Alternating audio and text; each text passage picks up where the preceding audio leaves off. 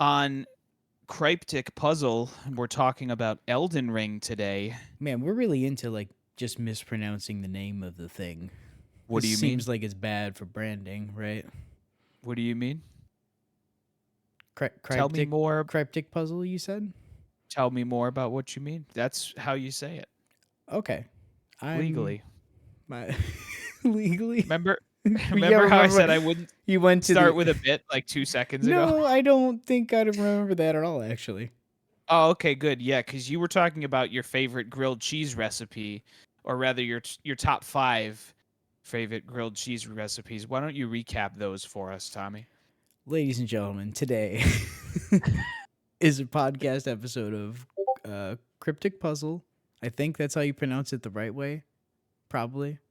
Probably not. Okay, right. It's fine though. I'll let you continue. I won't. I won't say anything about it.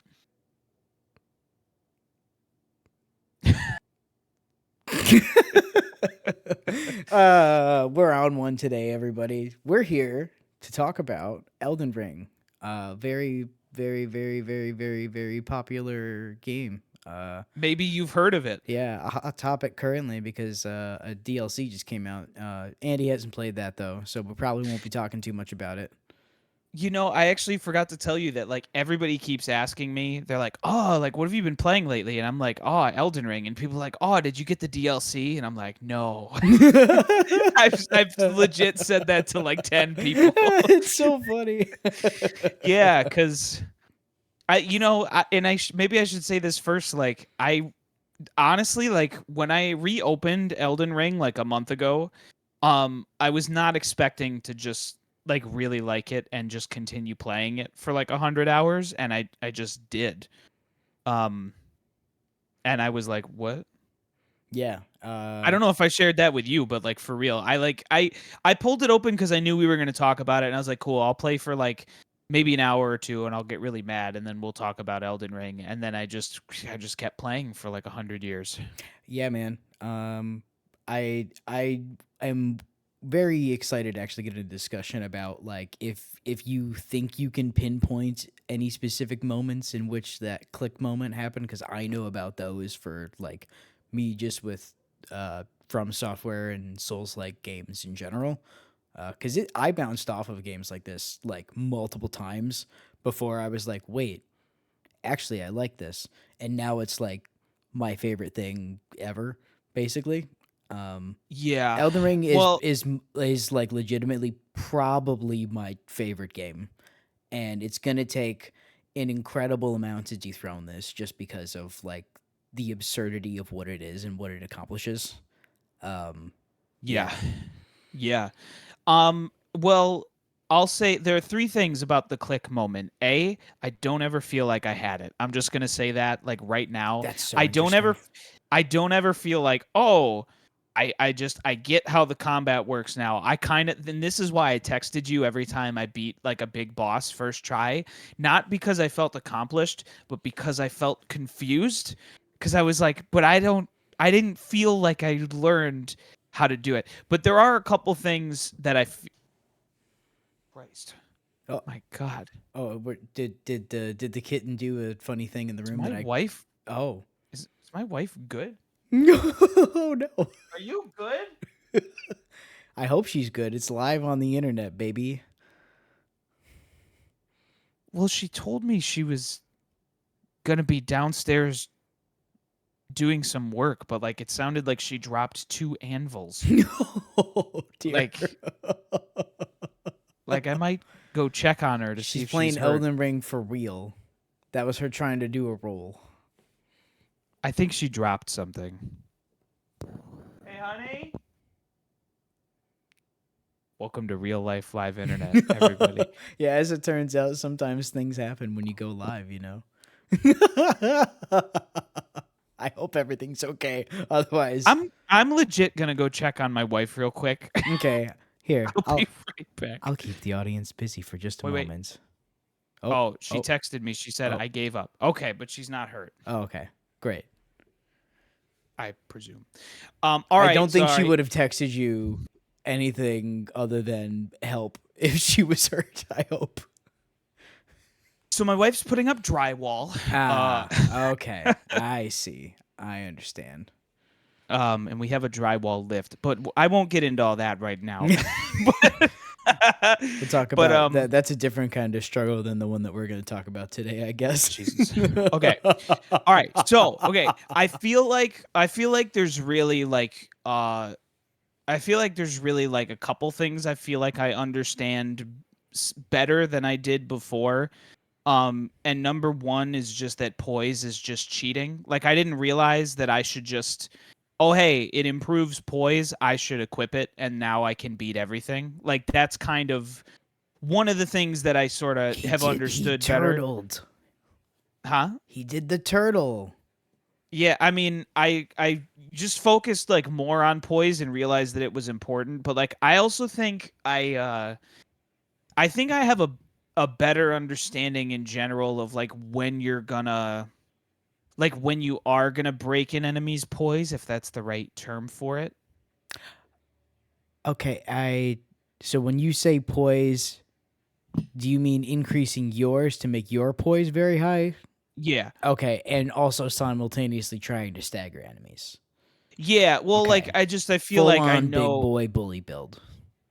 I guess I Yeah. just know now. Like if I kind of understand, like okay, there's like a big Godric boy in Lindell with like a giant shield, Hmm. and I know that if I run at him and do a heavy attack, like he will break his animation, and I'll be able to hit him a few times. Hmm.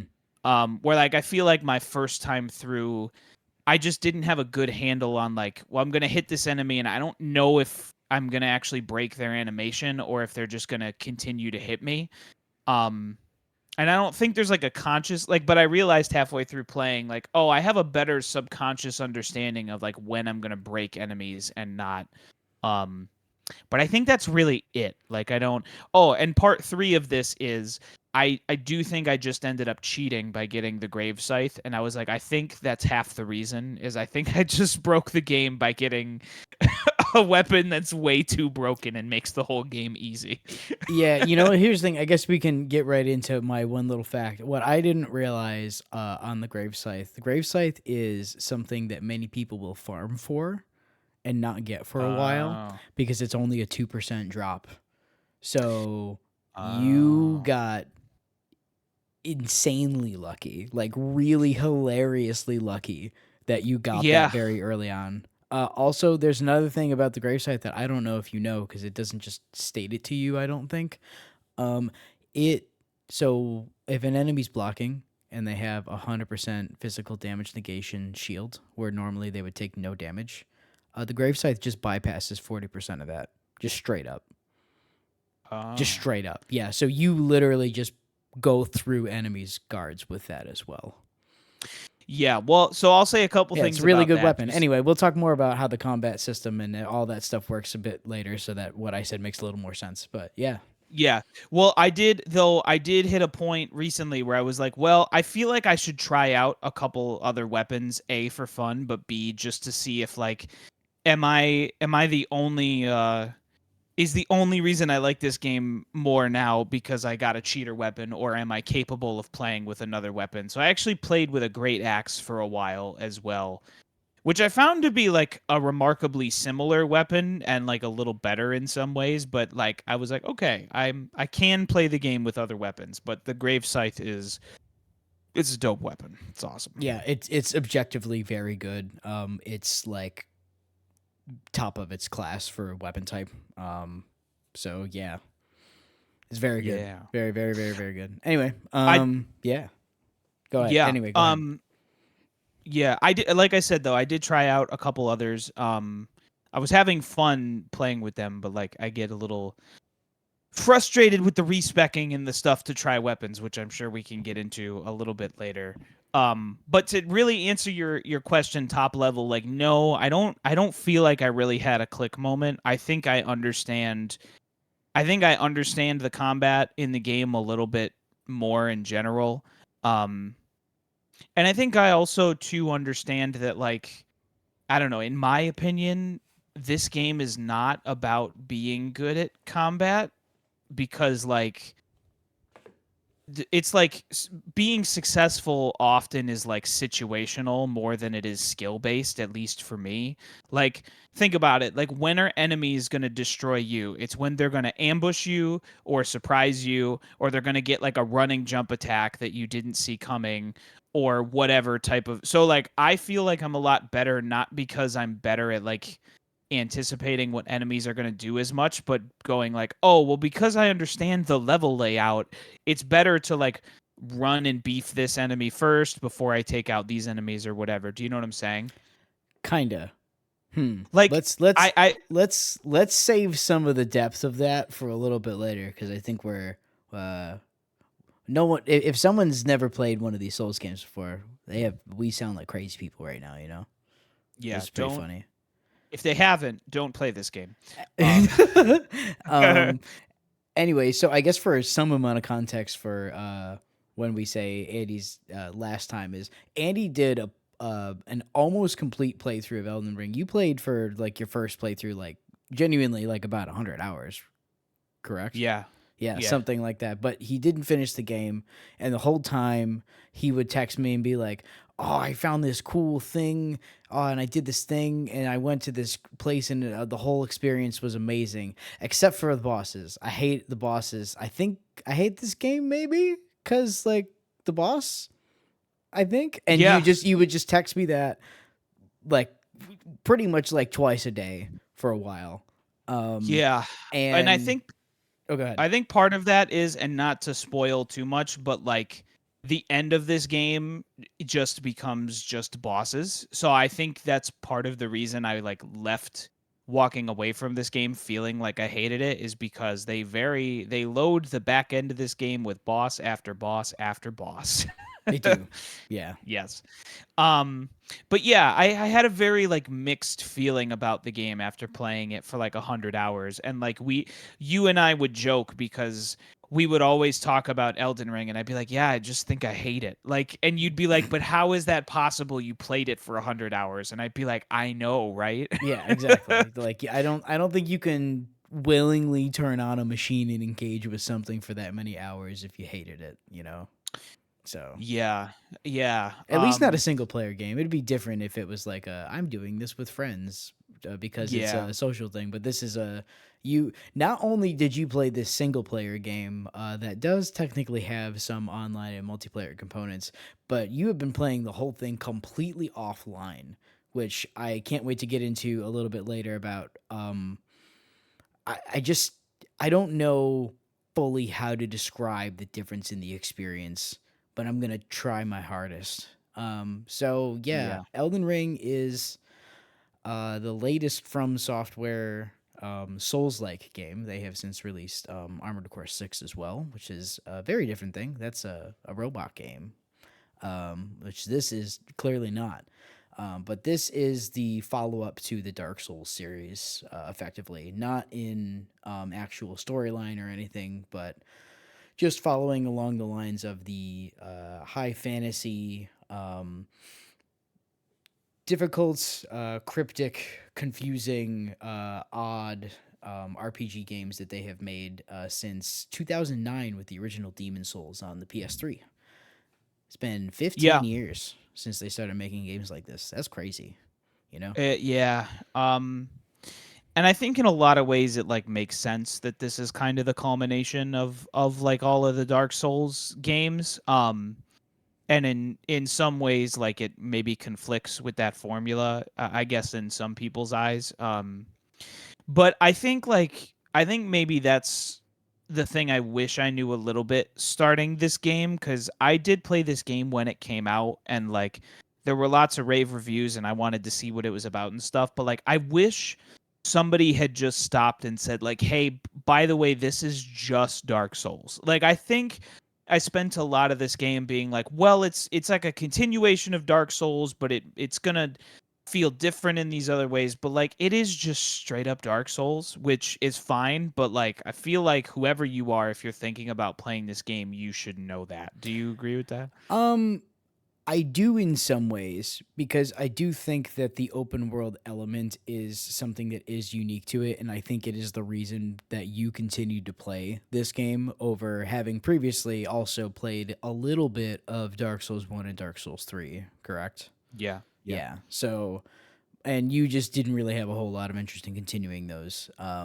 But you played through a huge portion of the base game of Elden Ring. So that's where I think a lot of the appeal did come from for a lot of people, because something that is core to FromSoft's design philosophy is really, really incredible world design and rewarding exploration, even in their smaller, more compact uh, titles. Um, Yeah. but they were basically finally given the opportunity and the time and the money and the budget to do the thing that I guess has been in Miyazaki's head for a really long time. He has said that he's not quite sure that Elden Ring is like his perfect ideal, achieved every single thing he wants to in a video game, but that it's getting pretty close.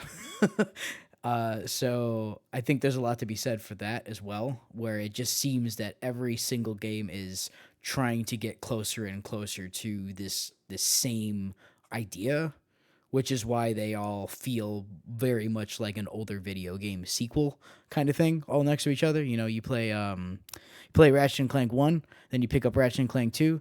You kind of know what the controls and stuff are already. Like there's new stuff, but like you know generally speaking how it's going to work, right? That's sort of how From Software's games have worked, even if it's not the same franchise, you know. Yeah, with the exception of Armored Core. Yeah, that's totally different thing. In Yeah. the Soulsborne blah blah blah umbrella is kind of what I mean. You know, Is Sekiro considered under the Soulsborne umbrella, or is it kind of, because I know that is also a pretty different it's a pretty different thing. philosophy. Yeah. In a lot of ways, there's certainly an amount of deliberate, like you will like learn the rule set of the world, but like it's much faster. You're only using one weapon. It's not about builds. There's like a set story. It's not it's Right. very different. It's much more an interesting action game.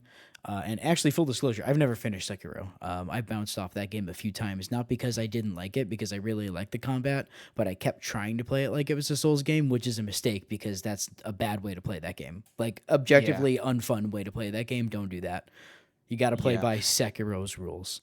So Yeah. anyway, But in terms of Demon Souls, Dark Souls 1, 2, 3, Bloodborne, Elden Ring, those are all sort of the lineage of this style of game in the same family or under the same umbrella, you know? yeah, and I've done multiple playthroughs of all of those games but Dark Souls 2, which I have started the first 4 hours of multiple times because I keep getting told by people that I should play Dark Souls 2, but quite frankly, it feels worse than all the other ones, in my opinion. And there's just newer, better Souls game at this point, so I'm not gonna go back and play one that's not as good. It's still a fine game. It's just not a thing I'm gonna do at this point. Yeah, I mean, I think they're all good games, and they're all centered around like a similar philosophy. So probably if you like one, you're gonna like all of them. But I know two is the one that people kind of famously don't like. And am I correct that like that the director was not involved with two, or there was like a change of personnel or something? Yeah, so Hidetaka Miyazaki, the kind of like mastermind behind all these games and the director of most of them, yes, he did not direct Dark Souls 2, because he and basically what people would probably refer to as the A team were off making Bloodborne at the time. Right. And Yeah. so there was a separate team of people who made Dark Souls 2 at the same time, partially because Dark Souls came about because of a contract with Bandai Namco. So yeah. Anyway, Yeah. that's why there's three of them. So yeah, so I mean, but like I guess all of that is to say that like while this game obviously like takes cues from like Breath of the Wild pretty obviously, and like probably other open world games, but I feel like it's kind of directly inspired by Breath of the Wild. It feels like that really makes sense for what these games are and have always been. Like Dark Souls 3, if you were to play it, is like I feel like it's not that different in terms of like it is kind of an open world and it already has like an open world philosophy and direction behind what it's doing. You know what I mean? Yeah, and I think I've said this before, that the philosophy is very much like the very original NES Legend of Zelda, where you hit Yeah. go and it goes dun dun dun, dun, dun, and you're just standing there without your sword, and you're like, what? And then if you go into the cave, the guy gives you the sword, but like you could also theoretically just walk onto another screen and get bodied because you don't have a weapon, which is very much just like fundamentally the philosophy of how all these games work, which is also Yep. why like when I think there's the core tenet of, oh, it's Breath of the Wild inspired, it's like it may or may not actually really be Breath of the Wild inspired, because I think it has always been inspired by that same OG Legend of Zelda philosophy. And to me, it just Well, feels like yeah. Breath of the Wild was the modernization for the franchise of that, and the first game to really do that thing, really well, at I least, yeah, I agree with all of that. In fact, I'm like the first one that people are like, "Oh, Breath of the Wild was inspired by Skyrim and Assassin's Creed," and I'm like, I don't think so. I No, feel Zelda was like inspired you by said, Zelda, my guy. Sorry, yeah, I'm yeah, totally gonna that's hand this one to the people who made the first one, that all those games like have been cribbing on some level as well for a long time. Like maybe there's more mature themes and whatnot, but like it's still go do the cool dungeon with the puzzle and the thing, and like that's been Zelda since literally the 80s, early yeah, 90s. and like you said, since the first one, like the entire premise of the first Zelda game was Miyamoto was like, I just wanted to capture the feeling of like being a kid and walking through the woods and like not knowing what I was gonna find, because that's what I used to do behind my house. Like I would just go to these like fields and quarries, and so yeah, I agree that it's all sort of comes back to like that original just like go Yeah, yeah, exactly. philosophy, The just go, and that's really all there is. Yeah, this is But you get the that's opening why cutscene, which is we're gonna see some cast of characters and some really general dressing of the world, and then it kicks you out, and the first thing that you see on the ground says, "Become the Elden Lord," and you go, and that's it. yeah. And well, and that's why it makes sense that this is where the games have went, like they were sort of fated to eventually, but kicking back to the intro, you just made me think of it. There's like a few things that only this game and this franchise can do, and one of them is in the intro cutscene to the video game. Go the Forsaken Dung Eater. Like, And there's just it's like so much unhinged stuff, but I can't believe he said into a mic, he's like, "You want me to say the Dung Eater? That's like how the video game starts." And they're like, yeah, man, that "Yeah." dude sucks. Yeah, he does. We'll talk about the dung eater later. Um, but like that's like that like sums up the other maybe half of this game's philosophy is like, yes, they're like Zelda games, and they're also just like what though games, like with the cryptic stories and characters and nonsense. But yeah, like it's still to this day every time I've seen the intro and they're like they don't call him Forsaken. What do they call him? The loathsome dung eater. Yes, the loathsome dung eater. Yeah, And so you're like, what am I playing? So the intro, Andy, just for your reference, that narrator is not just Morgoth's voice actor, but theoretically Morgoth telling you about this, and Oh, reading neat. off the cast of the Tarnished, theoretically in line to become Elden Lord again. Oh, So is that the that's whole thing? where it's going.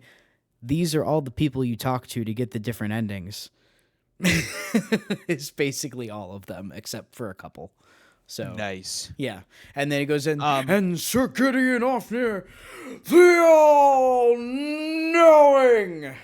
Yeah, he gets really into yeah, that one for some reason. I don't know why. yeah, because yeah, they do all of them. They do Ronnie, they do Radon, they do they do Well, Godric? they talk about like Fia, um, Oh, deathbed Fia. Yeah, companion. who's Fia again? The deathbed companion.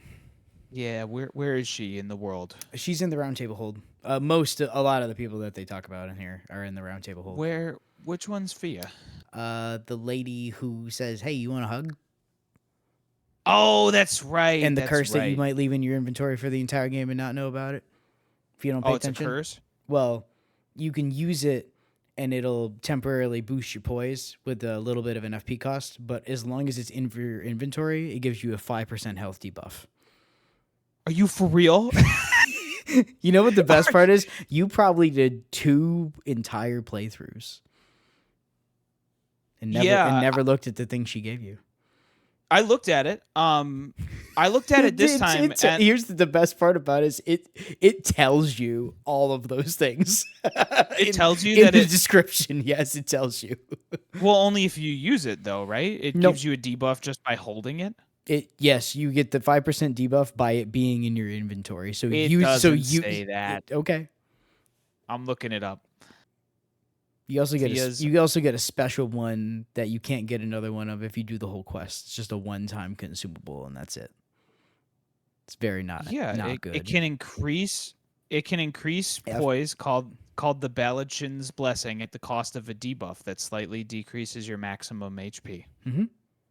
It doesn't. Yeah, but that implies that like when you use it, that will happen. Well, here's the thing. You know all the little things that show up underneath your health bar? Yeah. One of those has been there the whole game with an arrow pointing down.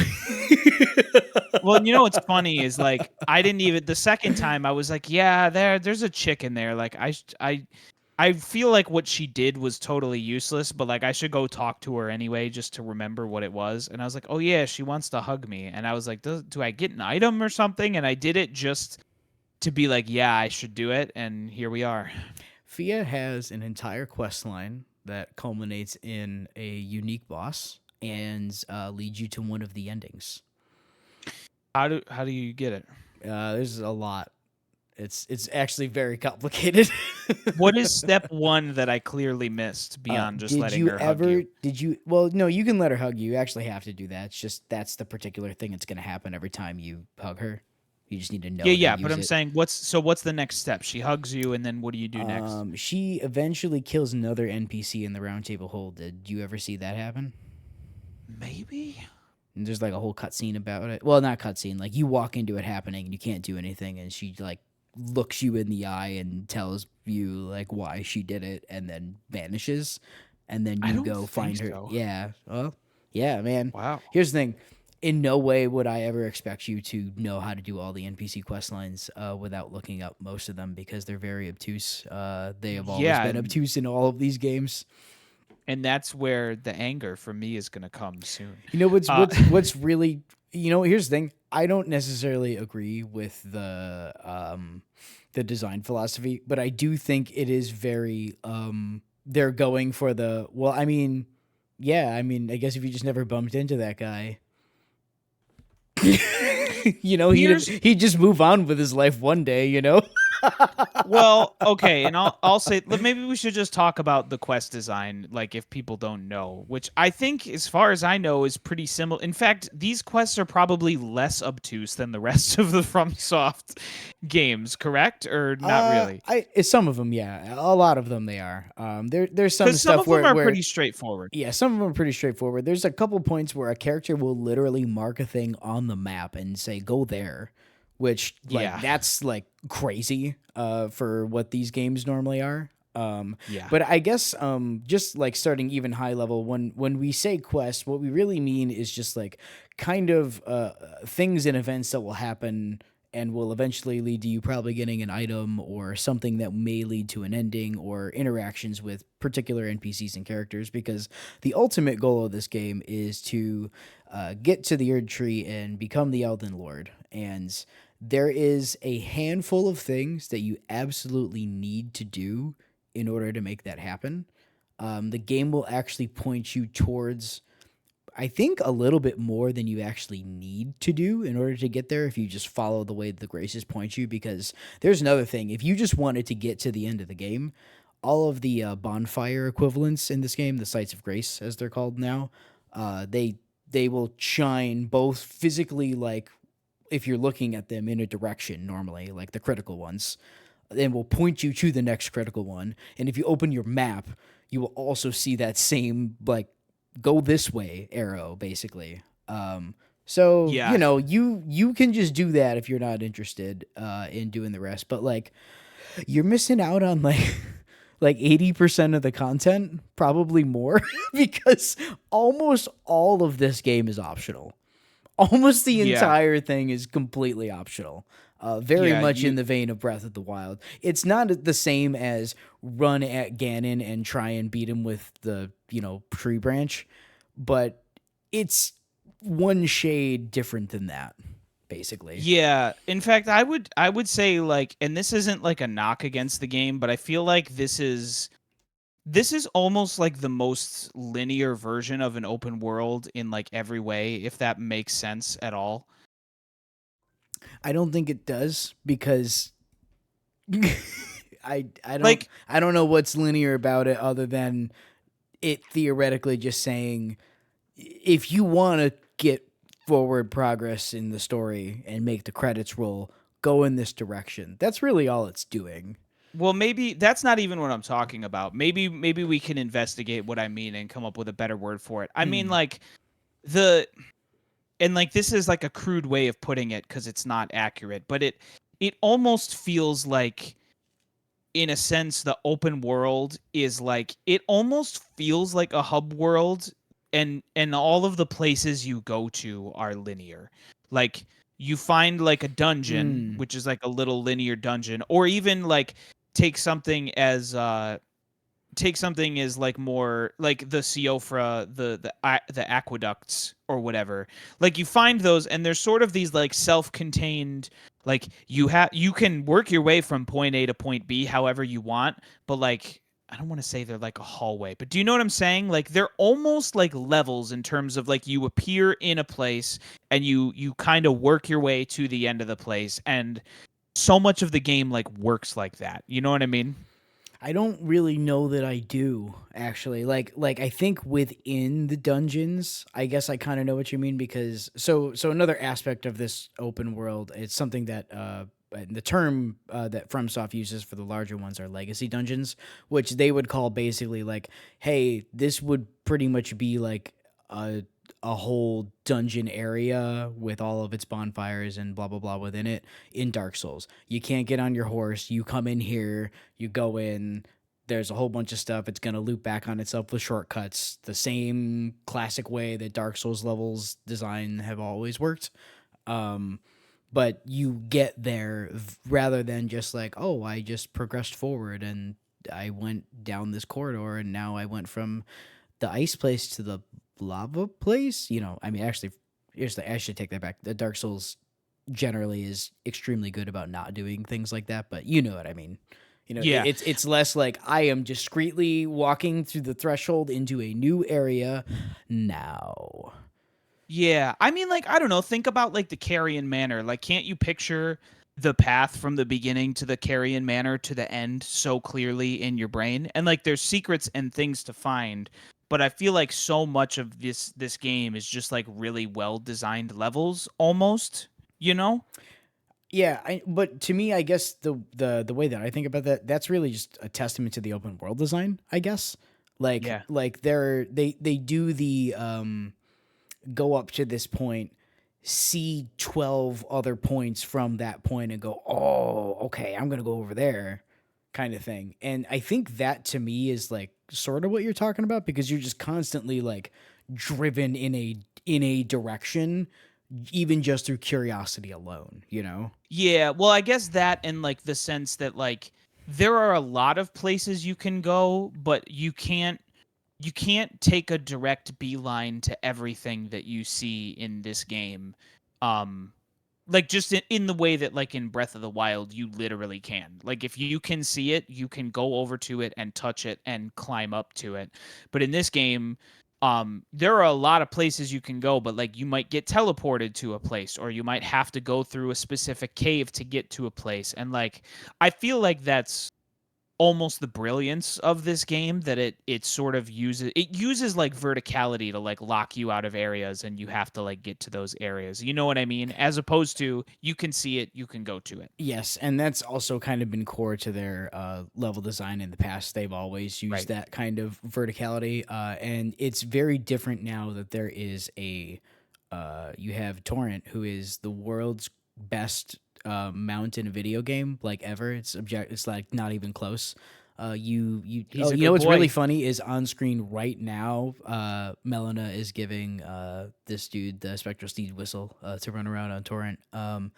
Yeah, so you blow that whistle, and a Torrent appears from beneath you, and you are just riding him.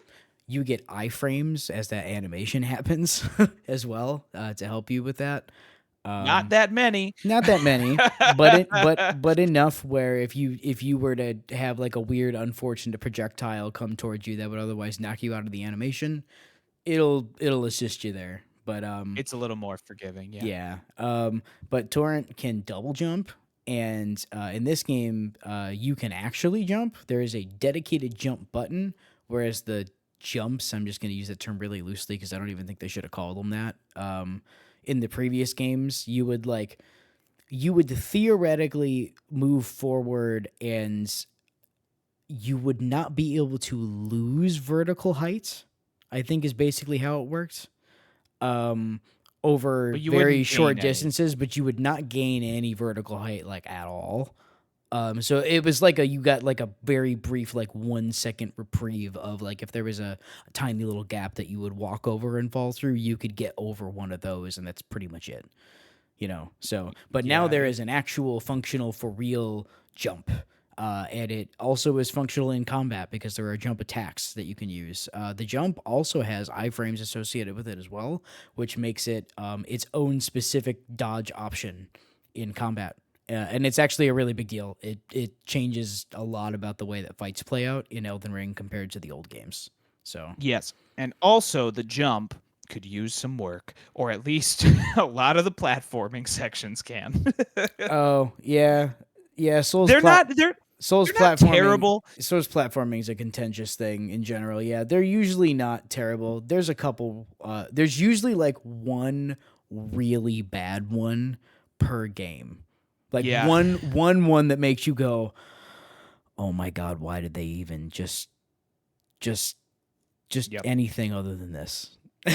I can't remember off the top of my head like which one is like the worst one to me, but there are definitely some like really I gotta like fall down this thing and There is yeah. objectively the worst one in this, and I think it's a side quest that you are incapable of doing on this playthrough so far, and you did not do on your last one. So I'm not going to spoil that for you. Oh, I can't do it still? You can, you just can't yet. Oh, okay. Yeah, so like wow, we really got off track from like the quest design. Um but like okay, here's my biggest gripe with the quests is not it's not that you can miss them cuz and I don't mean to reference Hollow Knight the entire time we talk about this game, but I'm probably going to do that. Um Hollow Knight's a great example of a game that like has tons of side content that you can just straight up miss that like is completely optional like similar to this game, but like you can find it.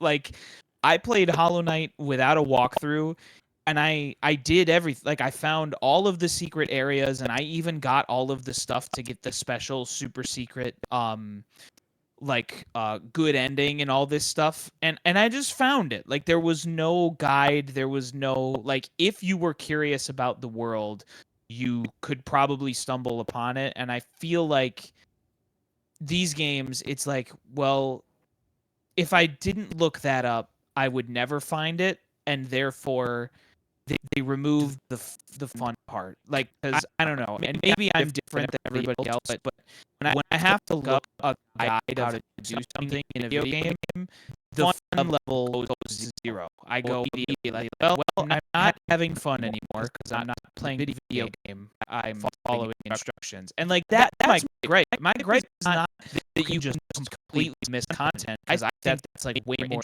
interesting than the game having to be like, whoa, you have to like. I hate when it's like even when I found the first NPC and I want to figure out what they're trying to tell me, I literally just can't unless I were to Google it. You know what I mean? Yeah, some of them are so obtuse that it's just like, how would I have ever known that I was supposed to do that? And those gripes I really understand. The rest I think is just fundamentally a difference in the design philosophy because this game isn't made for you to 100%.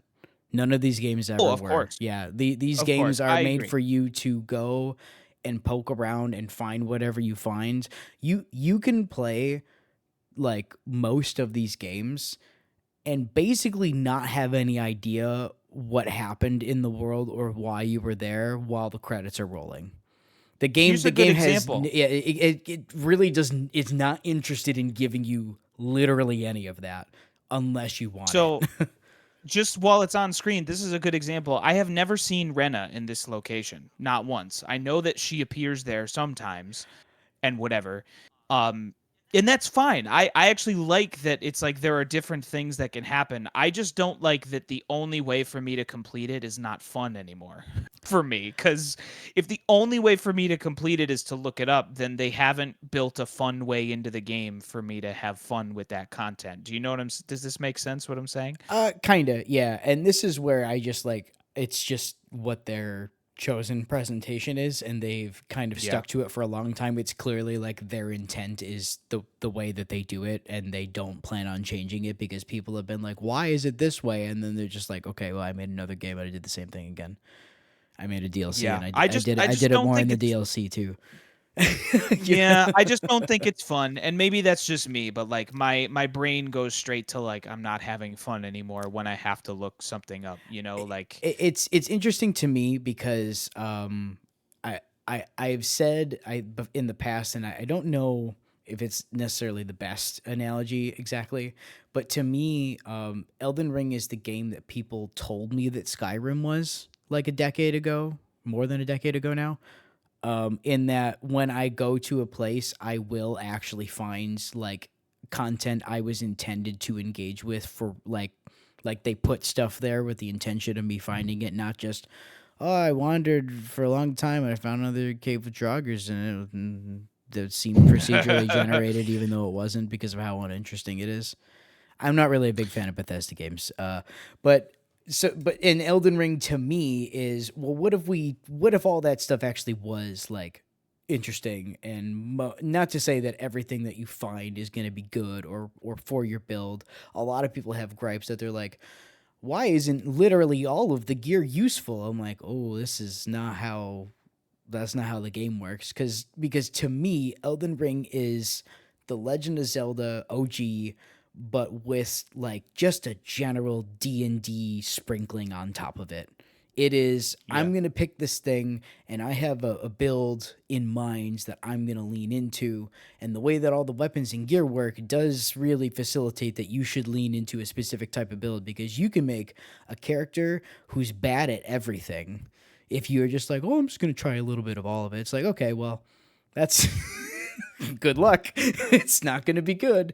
Um, yeah, it's not really planning on having you go on this specific intended quest. It really is just dropping some dude into a world and letting him go and eventually kill God. Like that's that's how these games work. Yeah. Well, and like I think that's probably like why I even played this game for so long the first time I did, because that's just like my favorite kind of game, that they're just like we're just going to drop you in the world and you're going to go. Cuz like I don't know, like obviously you're playing a video game. Like you can't be like, "Oh, well I'm not playing a video." But like when you exist in the world and there are just things to find and like stuff to learn about the world, that's just like fun. It's like interesting and it's easy to get lost in, um because you are just a guy and there's stuff that you can do, and so you run around and you get lost in it. Like that's my favorite kind of game in the whole world. Like, and I think that's why I kept playing even though there were times when I was like I need to stop playing this game, is cuz like you just turn it on and you're just running around on your horse and you're like cool. Yeah, Like exactly. and And you you're just like, find stuff. yeah, oh man, and this world is so cool. And Dude, here I'm just going to like, if you're watching the video version of this, which I guess everyone would be at this point, right? I don't know how any of this works anymore. Anyways, yeah, if you've just been watching it, like all the whatever is on screen, there is like every type of biome, both real and fantasy, that you can think of in this game, and moments that like genuinely made me go, whoa. Like when I walked into a place Yeah. and looked at it for the first time. The DLC continued to do that, which I found crazy. We won't talk too much about that because again, Annie hasn't played that, so we can't both discuss it. But Yeah. But like that's just it's just so cool to just be playing a game and they let you walk into this completely breathtaking location that you had no idea was there and it just appears before you. Like, you know what I mean? That yep, just that feeling of like you can stumble upon anything and you might end up in some insane location like that's the coolest. And I think it's the best way to make an open world game cuz like and I think like the other thing that this game succeeds at and is being an open world game like similar to Breath of the Wild is that like they just trust that your curiosity is going to lead you places like like just think about all the crazy locations you walked into that no one pointed you to but you just ended up because as a player you're just curious about like where things lead you and you know what I mean like the world is interesting and so they just let you go like I think that's my favorite thing. yeah, I agree that they trust that your curiosity is gonna lead you places, but they've also constructed a world that, again, like I said, there's a lot of stuff in it. But both the way that the world is laid out, where, as I said before, something that Breath of the Wild did extremely well, where it's just like, hey, you're gonna go up this thing, and then it's gonna probably take you to a high point, and you're gonna look over and see a whole bunch of stuff that you want to go look for because you can actually go to all of those places. But I've never seen a game. Well, that's not true. I haven't seen a game in a long time use the UI in a way to also both hide and make you feel rewarded as you found more stuff. The first time I played this game and I opened up the map. So when you open up the map for the first time, you have to find map fragments that will actually like show you what the layout of the world is, but you'll get like a tiny little vague outline of the area you're standing in and then a little tiny marker that is like if you make it here, this is where the map fragment is that'll show you everything. Yeah, which I love, by the way. Like, it's so cool that once you figure out, oh, hey, if I really want the map for the area I'm in, this is where it's located. That's like, it's almost like the inverse of the towers in Breath of the Wild. Yes. You know what I mean? Yes. Yeah. To me it's like the exact inverse in a Because lot of it's ways. instead of seeing it and then going to it and finding the map, you look on your map to see where it's located and you go there, but it works just as well. You can also put similar Breath of the Wild beacons on your map, and you'll see them in the real world from like a really far distance away. So when you're like, I wonder what's over there, or like how far that actually is, you can just drop a pin and then go and look in that direction and be like, oh, that's real far, or oh, that's way closer than I thought it was, something like that. If you're ever worried about a sense of scale, it's all just tiny Yeah. little things that are constantly incentivizing you to engage with going somewhere in the world. And I almost don't even want to spoil it, but honestly, this game has been out for 2.25 years and got a giant DLC that everyone's talking about. So I'm gonna talk about it. The cool trick that the map does is it doesn't fully zoom out until you have gone to a place that requires the camera basically for the map to zoom further out. So when Yeah. you're in the beginning of the game, you only see a tiny little piece of Limgrave. And then as you walk around, it actually zooms out further, whether or not you've gotten that map fragment. And then sometimes you'll get into a teleporter and it's going to put you somewhere random on the map. And the first time that happens and it puts you somewhere far away and the map zooms out, you go, the world is how big? Yeah. It's So, how big? And then that happens like 4 more times. And you're like, the world is how big? yeah, it happens a lot. You know what's crazy though is like I never noticed that the first time I played this game. I noticed it this time because I heard people talking about it like recently and I was like, "Oh, I never noticed they did that." Like and it kind of subconsciously thinking back, I was like, "Oh yeah, I guess the map was a lot smaller right when I was in Limgrave, but like I never really like put two and two together when the map zoomed out that it got a lot bigger. I just kind of isn't that that crazy? I didn't do the Volcano Manor teleport, but I think there's another teleport that takes you to like a really isolated spot in Altus that you can't actually like go anywhere in it. Really, it's like a very Oh yeah. tiny You never spot. did that one? Well, no, but I like this is my very first playthrough, and I don't even think I'd gone to Liurnia yet. So that Mm. stretched the map vertically by like a factor of 4. And so I was Yeah, like, I did. I was like, what just happened? What just happened? What just happened? I was like, I can't believe that there's that much more in front of me that I haven't even like skimmed. It was crazy. Yeah. I mean, I did that exact teleport too, but I just was dumb and I never realized. I I was just like, "Oh, weird. I guess the map." Like I think in my head I was like, "Oh, I guess I didn't realize that the map was that big," but I didn't realize it like literally stretched and had this awe moment. I was just a dummy.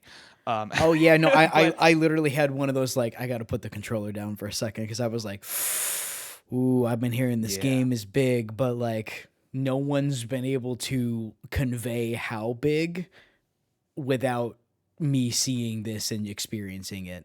Yeah. Another piece about so these games have for a long time had something that people will call, I think they just call them illusory walls, where it's not a real wall and you'll swing at it or roll through it or whatever, and then it disappears and reveals a passage or something.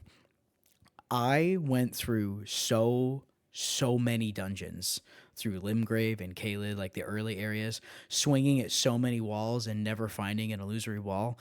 I played the game for about 55 hours, swung at a wall, and one finally opened, and I wanted to cry.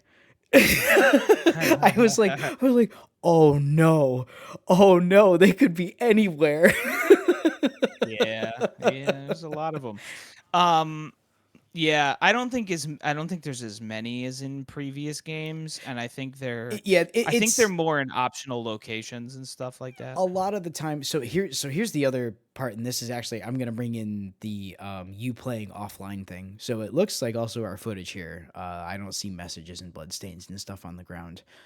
A really interesting communal aspect to this game. So again, kind of harkening back to the OG Zelda days on the NES, where video games were much more for kids, and kids would go and play the video games, then I'll talk about it on the playground at school, and they would share the secrets and what they learned and blah blah blah. Because this was pre-internet days. That was how we talked about stuff at the time.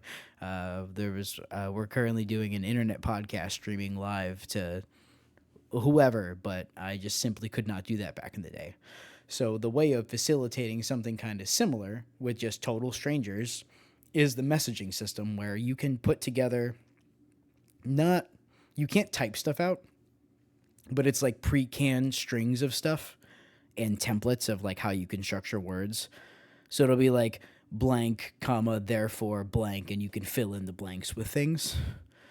That has made like memes of things over the years. You've probably watched enough Yeah. Game Grumps Yeah, yeah. like type Let's Plays to get like a general idea of what that is. But like Yeah. also in a game like this, and Elden Ring especially because of the open world aspect, whenever there's like a secret thing that you might not otherwise see, sometimes you'll just be going somewhere and you'll see a ton of messages and bloodstains, and you're like, well, I wonder what that's about. And it's another thing that draws your eye to, I'm gonna go over here and check this out.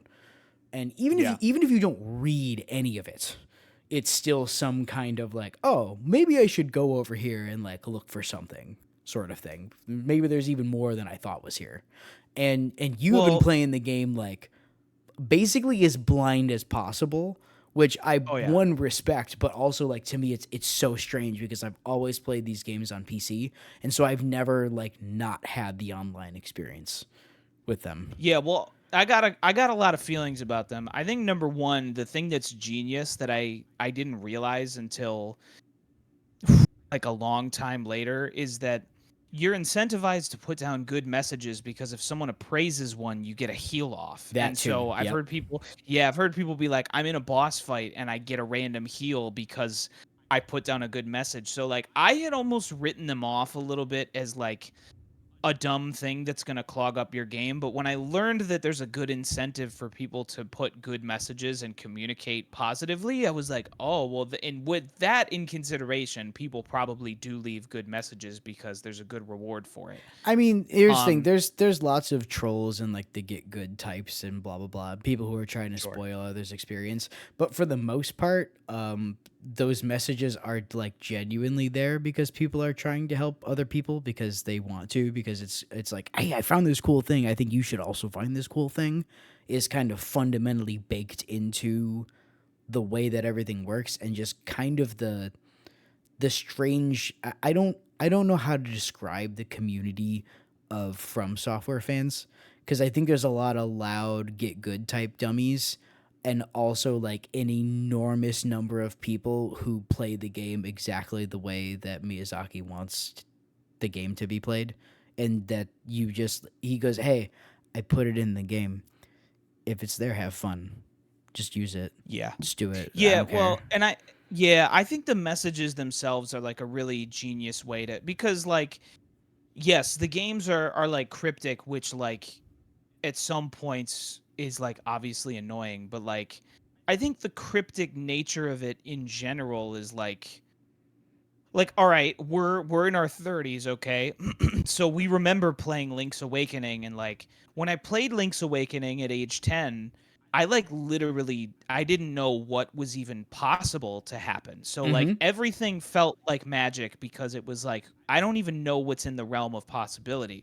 But when you're old like us and you've played a million video games, like it's kind of annoying sometimes to be playing a video game and be like, all right, cool. And then the next thing that's going to happen is like, I'm going to get this ability that lets me push boxes. Oh, now I did. Right. So the fact that this game is even trying to capture that magic, like with the map of you having that awe feeling of like, holy crap, I don't even know what I can encounter in this game or how big it is or what is possible is amazing. Um, the messages just feel like a great way to make it so that it's not so impossibly cryptic that like you feel like you're totally alone if you don't want to feel completely lost. And it creates this positive community thing like you said of when we were kids. Like I think it's a really nice happy medium considering like there's a lot of value to making something really cryptic and mysterious and too big because that's like freaking cool.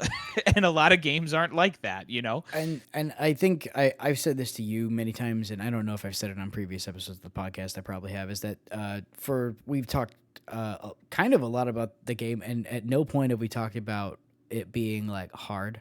We've talked for 57 minutes, and not once have we talked about this game or this franchise or these just being like hard and all these challenges and blah blah blah. Because these games are obtuse. These games, They're they hard. don't.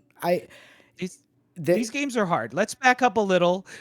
I I think these games are obtuse because even down to the way that the combat system works, it doesn't tell you how most of it is. Like most of the critical stuff is not in the numbers and stuff that show up on screen. It's in the ways that the weapons swing. It's in how your rolls work and all that stuff. And it doesn't ever tell you how to do that. Those are just things that you have to learn by doing them over and over and over again. And once you learn the rules of how all those things work, I'm not gonna say so. There's also been a lot of discussion around the difficulty of the DLC, which I'm also gonna say full disclosure. I think the end of the DLC boss is extremely overtuned, and it's the one thing about that DLC that I would just straight up change because I think it was a bad choice. But anyway, And hopefully they'll change it. It seems like they might. But they may at some point. Who knows? But where was I going with this? Oh, I mean, difficulty these and games are and it hard. being obtuse. Do we want to talk about the combat system now, or do we want to push that for a little bit? I guess. I'd like to talk more about how the combat's hard and obtuse a little bit before we get into it. Um.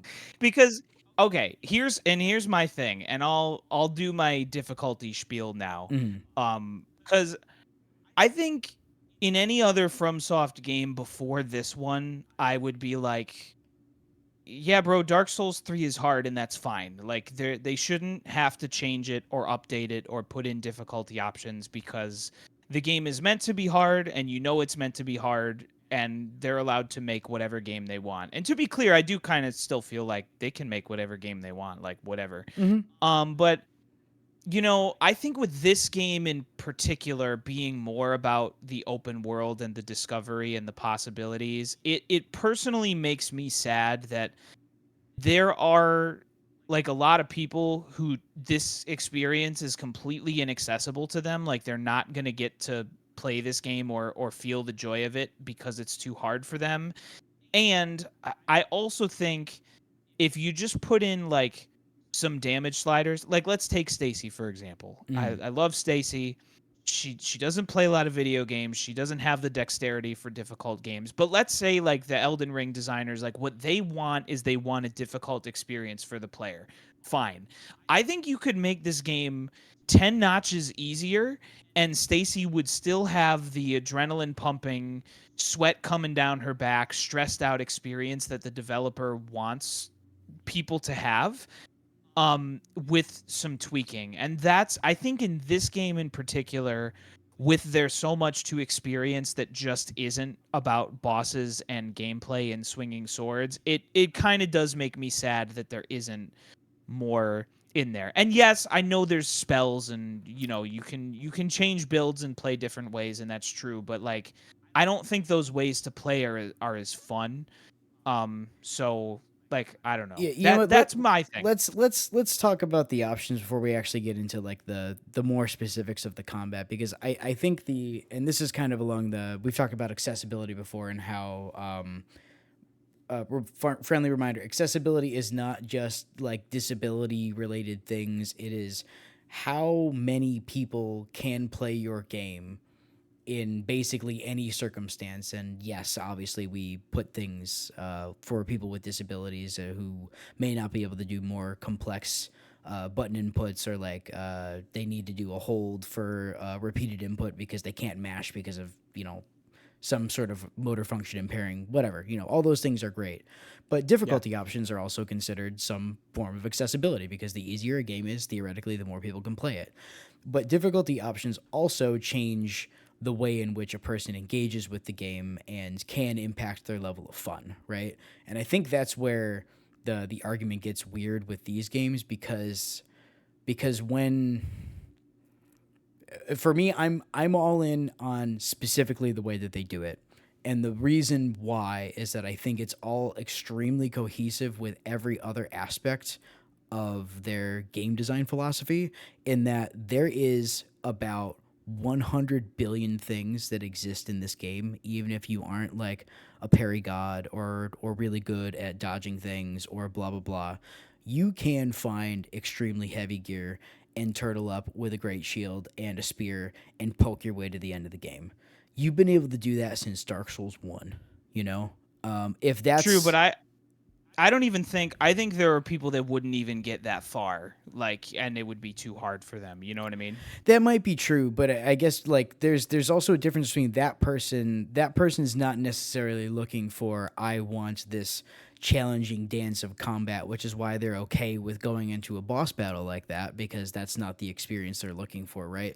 But it'll get them through so that they can get to more content, you know? And that's where I think all of those options are. It's not even just play styles for all the people like me who are like, yeah, I'm on I'm on journey 4 of this game, which is new game plus 3, basically. So journey 1 is just your first time through. I've just been playing all with one character the whole time.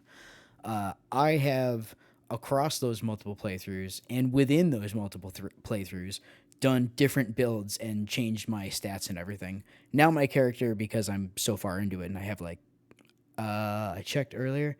Andy, how many hours do you think is on this one character that I've been playing since March of 2022? I thought you just started a new file. Hmm. You said Nope. Well, I no. started a new game plus same character. March of 20. This is after you did the DLC. You're saying that continuation or no? Yes. Yeah. This has all been one dude. the whole time. For March of 2022. That's when the game came out, my guy. Yeah, it's been a I'm long sorry. time. I'm calibrating myself. This is your new game plus from originally when the game came out.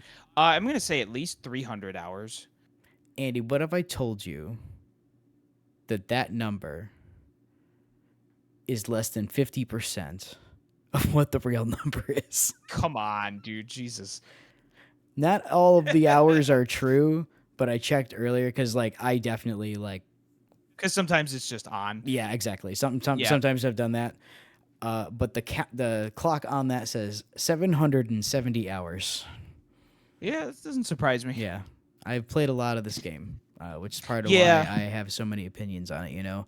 Well, and that's fair, but yeah. like to recap, like earlier, not earlier, what a couple days ago, our buddy Mark called, and he always wants to know what games I'm playing. He's always like, "What are you playing?" And I was like, "Oh, I'm playing Elden Ring." And he's like, "Oh, cool, man. Like I have a buddy who's really into it. Like what do you think?" And I was like, "Well, I wouldn't recommend it." And he was like, "That's what I've heard." And like I feel like when I talk to people about this game, I'm like, "Yeah, I'm really loving it. I can't recommend it to you or basically anyone." And that's just the part where it makes me sad because it's like Oh, it's so I don't weird know. because I do the exact opposite. Because while I know exactly what you're talking about, that's also the explicit reason why I'm like, no, I'm going to put this game in someone's hands, and I'm gonna watch. I'm gonna watch some. Andy, I guess the other part of like why I guess because we came to this through accessibility and everything, right?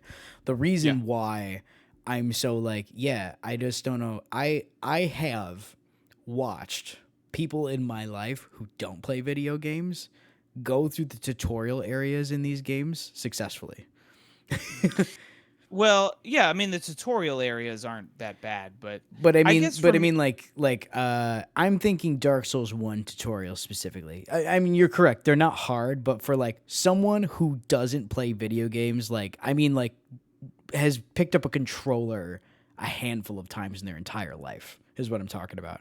I've watched people like that beat the Asylum Demon in Dark Souls 1, and for me, I'm like, if that's possible with the way that they present the game and the challenge, like I don't get the difficulty argument, because to me that's not a difficulty thing. It is I want to play the game the way that I want to play it, and their design philosophy is no, this is the way the game is played. There's a lot of stuff to do in the world, but there's walls and you have to respect the walls. And if you don't, you're not going to have fun with these games because if you're going to try and treat it like your personal playground and it should work the way that you want it to in your head, you're going to be disappointed. That's just not how these games work.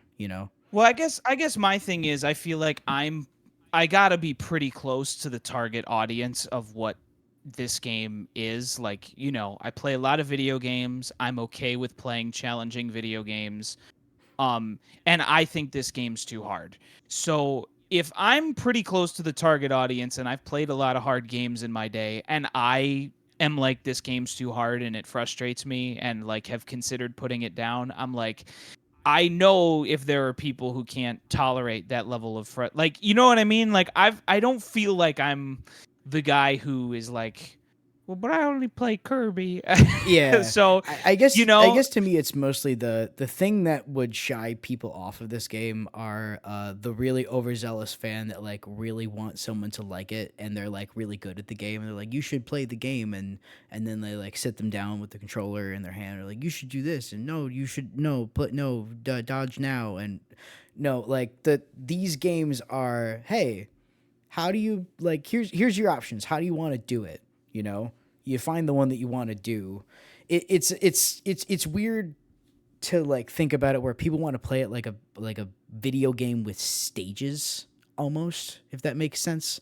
They want to treat it like you can because like you theoretically can min max it, right? When we get into talking about the combat, I'm going to talk about how I think Dark Souls combat is they figured out how to make a fighting game single player, and you are why don't and you are we really busted.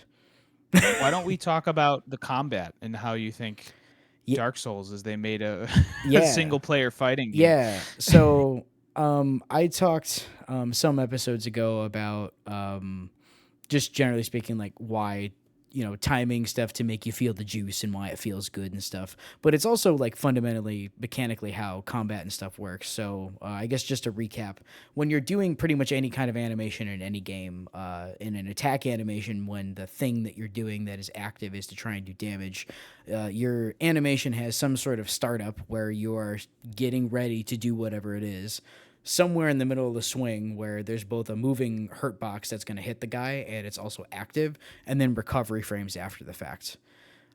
You don't need to know what all those numbers are, but as you play the game, whatever weapons you're using, and if you're like me, when you just use a whole bunch of different weapons, it's across a whole bunch of them, you are internalizing what all of those things are to figure out when it's your turn and when it's the enemy's turn all the time. If you just decide that you're going to run in and not respect that it's the enemy's turn, that he's big and he's just going to power through everything you're about to do and then squash you with his big hammer, that was your fault. Like, just straight up. You chose legitimately incorrectly. And some people do that and then they get like really mad and they're like, this game's hard and stupid. I'm like, no, you just think it works different than it does. That's why I don't think these games are hard. A lot of people engage with it with a preconceived notion in mind rather than looking at it for what it is and going, oh, that's how that works. I mean, I hear what you're saying. I think it would be silly to say these games aren't hard, at least in terms of like I'll put it this way. They ain't easy. Yeah. Well, and I They're mean definitely not easy. the other thing too is that like the entire thing that all Souls games are sort of built on, that's sort of unique to the Souls formula, is that um you you have an item that you can use that you can generously heal yourself up with, but that just about any enemy in the game can kill you in 1 or 2 hits, or maybe more realistically like 2 or 3 hits. So like everything is realistically a huge threat to you at any moment. And I think in that sense the game is hard because it's everything is very threatening to you, like really. But the way they mitigate that is they allow you to heal yourself a certain number of times, if you can get to safety. You know what I mean? Yeah, and I think there is something to be said about that. Yes, a random mob enemy is not necessarily just going to tickle you if they attack you. This isn't like a Final Fantasy style RPG where I'm level 80 and I go back to the starting zone and the enemies like do like 4 damage to me with my thousands of health, and I can do literally any command and wipe the whole field at this point. That is not how these games work. You can go back to a starting area and they are going to do a lot less damage compared to before when you have new gear and a whole bunch more levels and damage negation and stuff. But you are a fool to think that they are not a threat. They absolutely will still kill you if you are not paying attention. And I guess to me, this is again where in my head this is a perception thing, and where I'll agree with you on like that's fundamentally like if threats are more present, that is inherently more difficult, right, than something otherwise. But to me, I guess once you are at that point, those lower level enemy mobs, they are there just to be sure that your brain hasn't turned off on that. They are pretty easy to deal with, but you have to pay attention. You simply have to still be on, is basically how it works to me. It's more of a hey, wake up. Make sure you're still paying attention, because if you don't, you're going to get bopped for sure, Yeah. Yeah. Well, and I mean, yes, I agree with that. In fact, like the way that like small enemies can bop you is not really my biggest gripe with difficulty. It's definitely bosses. And I will say too, like I think reflecting on in the past, like I think this game's bosses are a lot harder than previous games. Like I feel like if I'm thinking back to when I played Dark Souls 3, like Oh, they are. there were yeah, like enemies in Dark Souls 3 could definitely like one hit you. But like I feel like they gave you a pretty generous like reel up if they were going to do something that was like we're going to explode and kill you. Where like sometimes bosses in this game will just do a string of 4 hits that'll just wipe you. So I don't know. Again, I think it would be silly to not say these games are hard. Like I get what you're saying, that like a lot of the difficulty is sort of just learning how they work. Mm-hmm. And once you do that, it's not as hard as you may have perceived it to be. But like I think maybe that's what I was saying, where like I think this game being difficult, at least in level design and like moving throughout the world, it's more like situational to me than it is like actually having good timing. I don't know. Like I I mean, used to it's both, you know, and that's sort of like you started yeah. to talk about it. I was like, yes, you're very correct that the environment and the verticality and all that stuff is super important because that is something that is not in like your typical like what my fighting game example was earlier. But then taking it back to those fundamentals, you're both using that environment or being hindered by the environment because that's also something that happens in these games quite a bit. Poison swamps are a meme for a reason. They are there and they are going to hurt you at some point in these Yeah. games. But Like but even like sorry, go no ahead. no actually you continue because I want to hear what this is. Like even I feel like when I started this game the first time, I more wanted to go into bosses learning like I'm trying to think of a different game that's a good example. Did you ever play like Death's Door? And not all of it, but yes, I did play Death's Door. Like Death's Door is it's like sort of a Souls like. I mean, I think It's it's inspired by Souls games. and very here's Um the thing, just again going back to like it's also clearly Zelda inspired, which you know shares a lot of yep. DNA with Souls. And in Death's Door, there are two things you do: you dodge and you attack. And so when you go into a boss arena, like you learn when the boss attacks, and you know you have iframes, so you should dodge them at the right time, and then you should hit them at the right time. But for me, that is not a successful way to play Elden Ring. Like obviously you want to dodge when they attack, but like I think I have gone into every boss fight the first playthrough going like, all right, I should learn their patterns and I should dodge at the right time and then hit them back like a 1-to-1, more like a Monster Hunter. That's kind of more how Monster Hunter works.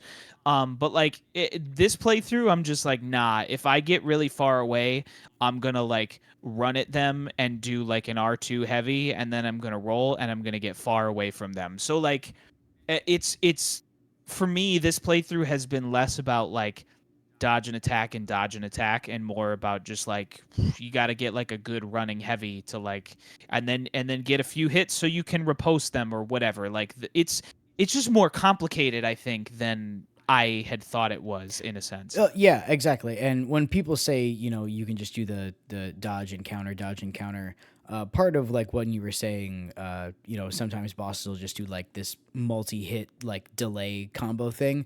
That is something that people have been like, oh yeah, that's why you know when people say Elden Ring is the one you should start with, which I still actually agree with because I think it is the most accessible of all these by a long shot.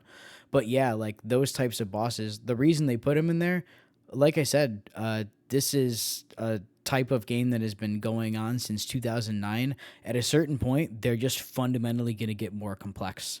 And that Yeah, is right. going to lose some people. And it Yep. has. And it's also clearly gains a lot of others because Elden Ring sold more than like every other game in like the Souls type combined, like by a lot.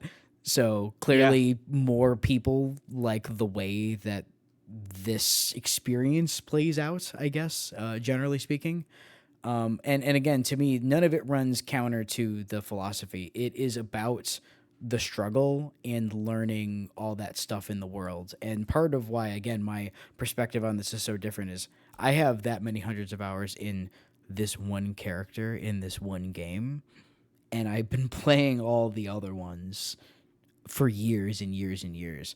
I already know the rules. And Yeah. I know the I see where the subtle tweaks to the rules are making things very fundamentally different in this game. Whereas that's a thing that you just simply didn't really have because you played some of Dark Souls 1 and some of Dark Souls 3, but you played a lot more of this, which has been like an evolution of all those rules as well. So it's just Yeah. we are coming at it from like very different angles. So I'm not surprised that we have like very different opinions on it. You know, it's I have like immersed myself in this stuff for years now. You know. Yeah, I don't think we do have too different of opinions, to be honest with you. I personally don't need a game to be this hard. But I think like in this game in particular, like at least like you said, or have said many times, like they are giving you a ton of options to deal with the difficulty, like, and on purpose. And so like I'm like, well, at least that's going to be the case, right? Like it's not, they're not purposefully trying to grief you and make the game super difficult. They're giving you tons of tools, and if you are exploring the world and leveling up and experimenting with builds and weapons and stuff, like then there are options for you to have fun, which is great. I Yeah, still think it's too hard, but that's more preference. yeah, no, and it's fair because there is some stuff in this game that I think, in terms of difficulty tweaking, it is a little bit out of whack. It's not all perfect, and none of these games ever have been. Right. Otherwise, honestly, here's the thing: if all that stuff was, in my opinion, as smooth as you could possibly make it, and I don't know how you would smooth it out anymore, I would be like, this game is perfect. Do not question me. I'll see you in another 1,000 hours of playing it. Like that's really where we'd be at, because that, to me, the not perfect balance of how all of this plays out, it is noticeable because it does ramp up quite a bit right at the end, as you mentioned before, not just with, oh, there's a bunch of bosses, but even just numerically, it scales up a ton right at the end. Yeah. Mostly because, and this is where I can't say I envy making the decision to do that, because how do you give so many players all of these tools and all of this stuff and all of these places to go, and then have literally no control over how much of it they engage with, and then say, here's the end challenge? Because if you make it like mid, almost everyone's going to steamroll it by the time they get to the end, And that's a Well, different problem, in my opinion. yeah, well, and I was actually thinking this exact thing earlier too, like about how people are saying the DLC is crazy levels of difficult, and it is, and like how the very last couple bosses are difficult, and I'm sure that they are, but like it's like you have to, as the designers of a game this big with so many things for the players to do and so many options, you have to anticipate like what is the level of difficulty, like where are players going to be at when they reach that end goal, when they can reach that end goal at literally any time. So like it almost makes sense to put the very very end way higher difficulty than the rest of the game, because like that's really the only point in the game that you can feasibly say Everyone's like, going well, here. This is the only yeah, and place I know where everyone has to go if they're getting to the end. So yeah, what yeah, else do you do? That's where I'm right, at with it. So even though I think it's a little bit out of balance with what they did, I also, like I said, it does make sense. It's really the only thing that you could do at that point. If you want the end of your game to have any challenge whatsoever, that's really kind of the only choice you have. yeah, So I again, I don't envy the person who probably had to like fight about that for a while, and then know that they were going to get the exact type of backlash that they did when it happened. Just like, yep, yeah, no, we thought about it already. We still decided to do this because we thought it would be better. And that's ultimately what I yeah. think that must have come down to. So actually, I do want to comment on the DLC a little bit, because you are correct, not just purely in um, well, yeah, because they had to make a DLC for people who have been playing the game and breaking it over their knee in every way you can break the game over your knee for 2 years. What do you give Right. people who did that? You give Yep. them a real challenge, a big numerical challenge that is going to require you to actually be good. And even with all that stuff in your tool belt, probably still give you a challenge. And the way that they mitigated that is with the shadow tree fragments. Also, yeah, so they call it like a SCADU, which is But it's actually supposed to be another. shadow. Yeah, it's supposed to be like shadow, the same way that BLAIDD blide or blade is what it would be. It's blithe with a like soft th. Oh, because it's like Nordic or It's something. like They're going with like a, yeah, Gaelic or something, I think. Gaelic. Yeah. Yeah, yeah. Yep. Um, so yes, it's those. So the shadow tree fragments, if you get those, there is a separate scaling thing where if you get to, it is a maximum of like a +20 level. It's just a thing that you have, and there's both shadow tree fragments that change how much damage you do and how much damage you receive, and it is just a straight up modifier, multiplier, percentage modifier basically on that. And as you get more, when you max it out, if you stand with no armor on, you have 50% damage negation because that's how hard enemies hit in the DLC. Yeah. I mean, well, and that was a smart approach, right? Because again, when are people going to get to this DLC, and what do you do about people who have literally new game plussed it like 10 times? Yeah, it's also why when Um, people are like, I don't understand why it's so hard, and they just don't collect the fragments because they're like, it can't matter that much. I'm like, no, it's like literally the way that they flatten the difficulty between the guy who just played the game for the first time the month before the game came out and the dude who's been playing it nonstop since it dropped. That was the only way. So if you, yeah. and again, it's another one of those, if you are going to actively choose not to engage with the system as it was intended to work and then complain about it, that's really frankly your problem. That's really, Yeah. and that's what their attitude towards it is. It's not meant to be unfriendly. It is just saying, hey, you just got to do it a different way, man. That's it. Yeah. It Yeah, and it all understandable choices for that, because again, it's like how do you manage that many different players being at different levels? Yeah. Not only that, Yeah. the new stuff. There's definitely complaints about the utility of a bunch of the new like spells and stuff. But like new weapon types and new versions of other weapons that are in the DLC, they're pretty good. They're really you should use them. They kind of want See you to this use them because they're pretty good.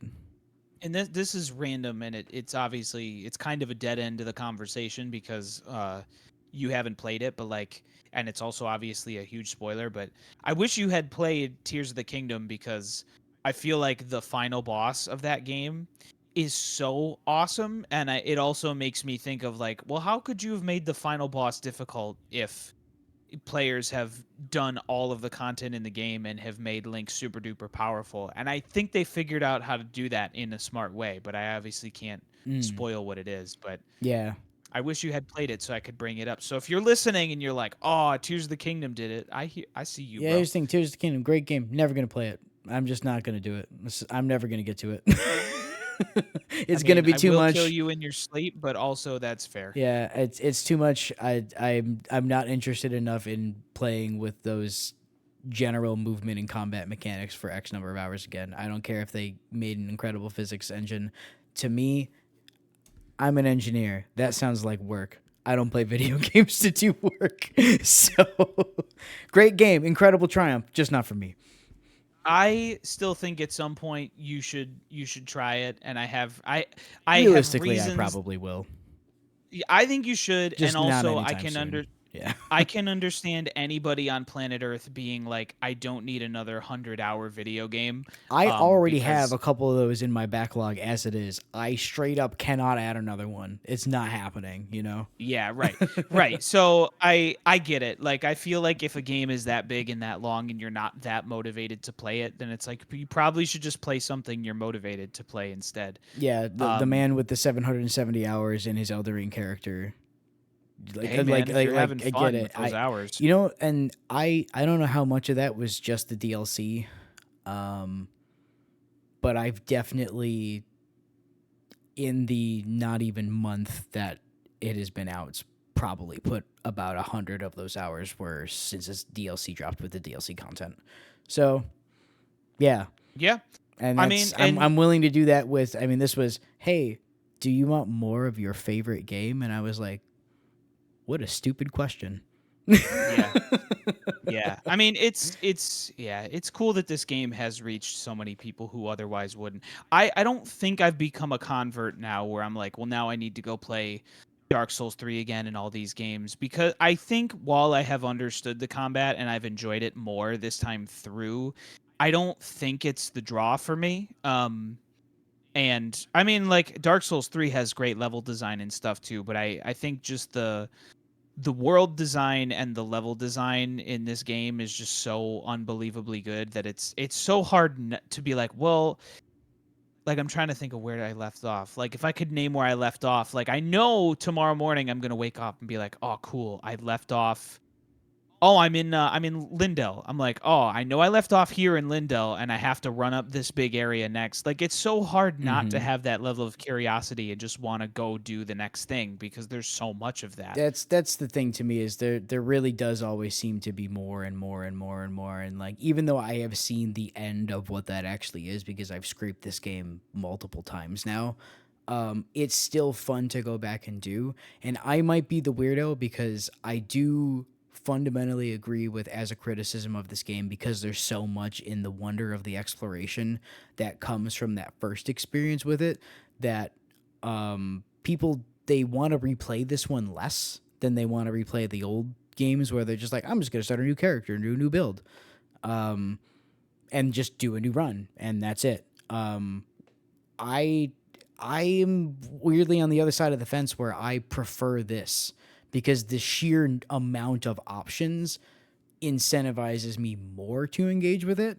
But yeah, I don't really know what the general like proportion of people who care enough to even like think about that kind of stuff really is compared to the games. I just feel like I'm in the minority. That might not be true. I just feel like I am, based on I my agree with you, man. internet discourse reading, but that's also, skewed. So who knows?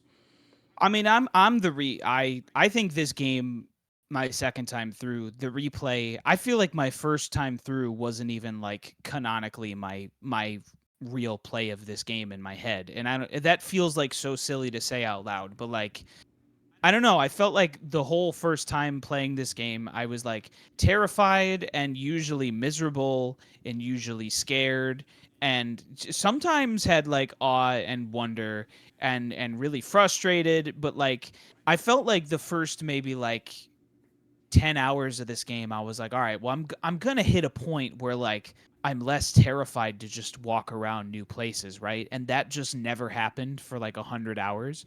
Um so I think the second time through is really nice because I like knowing like, oh cool, I remember this bend around this cliff.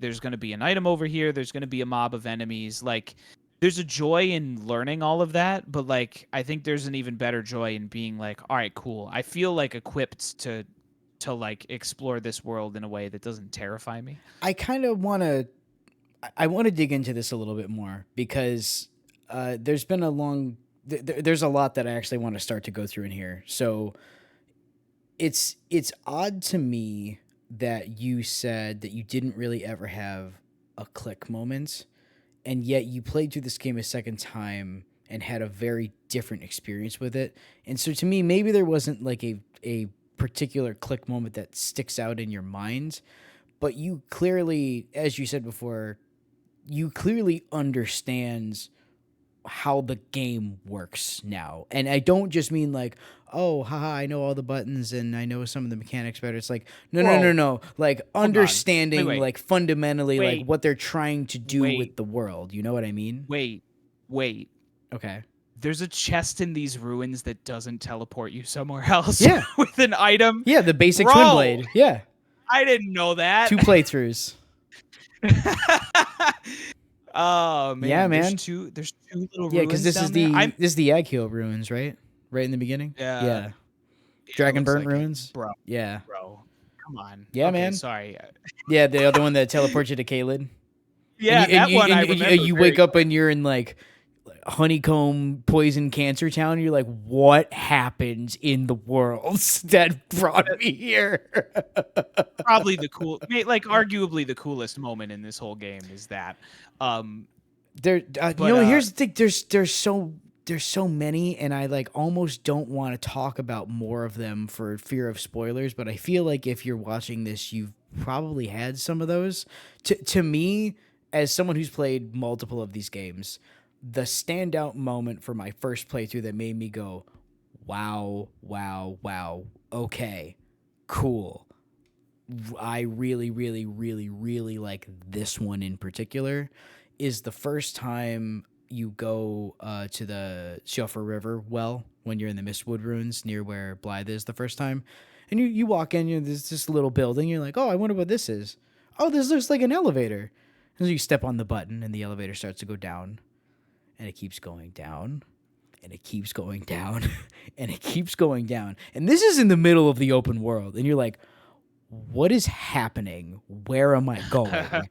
And then you Right. step out of the elevator and you're in kind of like a little cave area at first. And then you step a little bit forward and it goes into a new open world area because the open world has a basement, which is crazy. And you look up and there is a starry night sky. And you're like, what is going on? There is so much more going on in this world than I thought there was. That Yeah. was the moment that made me go, holy crap. Okay, we're getting into there it is. Yes. Yes. This one I remember so clearly. Um, wow. I probably, now that I think about it, probably in my first playthrough or at some point, I did go back and find that second chest. But most of these places only have one chest in them. So you're like, oh, cool. I guess I found it. Yeah, and you're like, I'm That's done pretty here. cool. Yeah. And some of them don't have any stairway down. Is that correct? Are there some There that have there are none? a handful, yes, where they're like usually the more like I'll call them themed ones. You know what I mean? Where it's like you're in the blood area, and here's the blood ruin thing. Not all of those There's have a one. basement. There's one up in that the area you get to when you like complete Ronnie's quest. There's one there that I was like, there's no stairway down. How is that possible? I've played this game so long, there has to be a stairway down. I'm pretty sure there's not. You know, Andy, now that this moment just happened on screen, I gotta ask, what happened the first time you ran over here and Agheel came down from the sky and crashed into a bunch of dudes? What was your reaction? Because I knew about that from seeing him in like some of the preview builds and stuff that had been shown What, off. really? Yeah. You knew? So I already known that there was gonna be some kind of dragon in a nearby area early on. So I wasn't like super crazy surprised. So, but for you, you were like as blind could be. So you were probably like, "Uh-oh, I gotta get out of here." Well, yeah, I was like, oh, I and gotta the other leave. thing too, like, I feel like another specific joy of this game that I really love doing is I'm like, let me open my map and literally pick any bonfire to warp to. I'm just gonna pick literally any one, and then I'm gonna hop on my horse and run around. And I promise you, whoever you are, if you do that, you will find 20 things that you didn't notice the first time. Yes. So I think that happened. I had maybe been playing for like 20 or 30 hours and I like was like, let me go back to the very, very Hold beginning and on. check out. I probably did the hero's grave that's in there with the stone sword key Oh man, that I never you did. went for that long and didn't see him either. Wow. Here's the thing. I ran into him almost immediately because I ran right down into that area, and he was just like, Oh yeah. "Bam! I'm here. I'm gonna breathe some No. fire on you." No, I got teleported to Kaled over here in this area, and then I think I just kind of like ran out of Kaled and just explored from there. Like I never. I see. So like Interesting. I was like, let me do a second pass through the very beginning and see if there's anything I had never come across. And you know what? I probably like killed the little horsey guy that I had never killed yet. Like I came back and did all the stuff that was there that I had never done yet. And then that was one of the things that I was like, I can't, like when he came down, I was like, I can't believe it was here the whole Yep. time. Yep. Yep, he was just right there the whole So cool. time. Yeah, and that's yeah. Here's the thing: my shock at like you're like, yeah, I played the game for like at least 20 hours before I saw him. I'm like, he is theoretically you can Beat walk from the out. beginning. You can walk out, talk to Vare, who will call you maidenless, and then look slightly to the right past the tree sentinel and go, I'm gonna go over to that lake, and he'll just show up in the first like 2 minutes of your experience. Yeah, I'd be surprised how many people do it because I feel like the obvious way is not down that cliff. Like I don't think I realized until I had my horse and stuff that like, oh, I can just waltz down this cliff. It's no big thing. Mhm. But yeah, I'm sure that there are people that did it in like the first 10 minutes of the game. Oh yeah, and also speaking of the very beginning, Oh there's wait, real quick. yeah, Did you know there's a guy that tells you about that dragon? yeah, Yura, the dude with the samurai helmet thing. Yeah, Yeah, he's like, bro, look out for that dragon. Like I was like, oh, that's so yeah, and cool then that if you go and someone you beat tells him, me he's this. like, "Yo, good job killing that dragon." Oh, really? Yeah, Oh, nice. Cool. he's like, "That was pretty cool." And then, but also, actually, you know what's funny is I believe earlier it already happens. Another part of his side quest where there's one of the blood members. I can't remember. I think he's the Bloody Finger Hunter, something like that is what his whole side Yeah. quest is, where he helps with that NPC quest line. Yeah, he's cool. Yeah. That's another kind of random one. Uh, Yeah. they're all kind of random. Who He's am I cool. kidding? He's cool. More of the NPCs in this game are cool than have been in previous FromSoft games. I think that's why I killed so many. Every Uh, every because in previous games they are not cool. every character in this game, just generally speaking, there's like, don't get me wrong, as I said before, you can get to the end of this game and have basically no idea what happened or why any of it happens, like at all. I did. Yeah, Me. that's what I mean. But the NPCs, generally speaking, like they've always had like personality and there's been standouts. But because this game's so much bigger, there's just more, and for that reason, I think it stands out. The I'll call them more memorable cast members are a much larger percentage of the NPCs and stuff too. Not only that, but just like the world in general is more fleshed out and like thought of than the Dark Souls universe is, which is very complicated and deep and super super cool and one of my favorite all-time fictional universes. But in terms of like what is actually explicitly written about what happened in the past is much more fundamentally defined in the world of Elden Ring than in Dark Yeah, Souls. I gotta say, like, no matter who you are, like you should just go on YouTube and just search like Elden Ring lore videos and just watch the Vati video things about the like I watched a ton of them.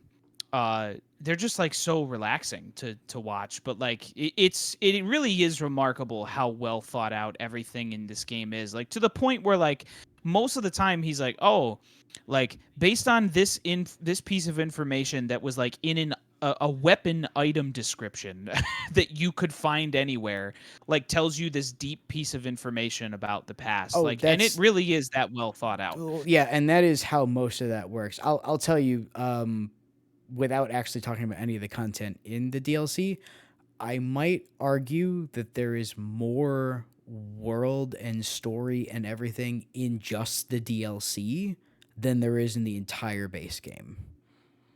In terms of what's like critically like, hey, this has implications for the world, and how it is revealed to you is almost exclusively through, there's a handful of NPC conversations, but most of them are, hey, I found this thing and I decided to read the description. Oh, Yeah, oh, people oh, that's really people important. people keep talking about the pot guys, and I don't know what their deal is yet, but they I'm have a not gonna deal. spoil that. They do have a deal. And the deal is different between how it works in the Lands Between and how it works in the Lands of Shadow. But the Jar people were not a Lands Between invention, I guess I'll say. Cool.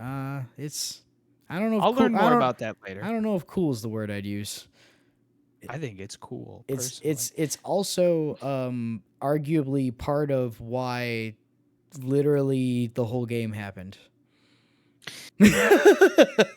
That's like, and that's what I mean in terms of like critical importance. It's kind of bonkers how all of it fits together. Cool. Yeah, Well, it's look, very interesting. And so you said before, just go on YouTube and look it all up.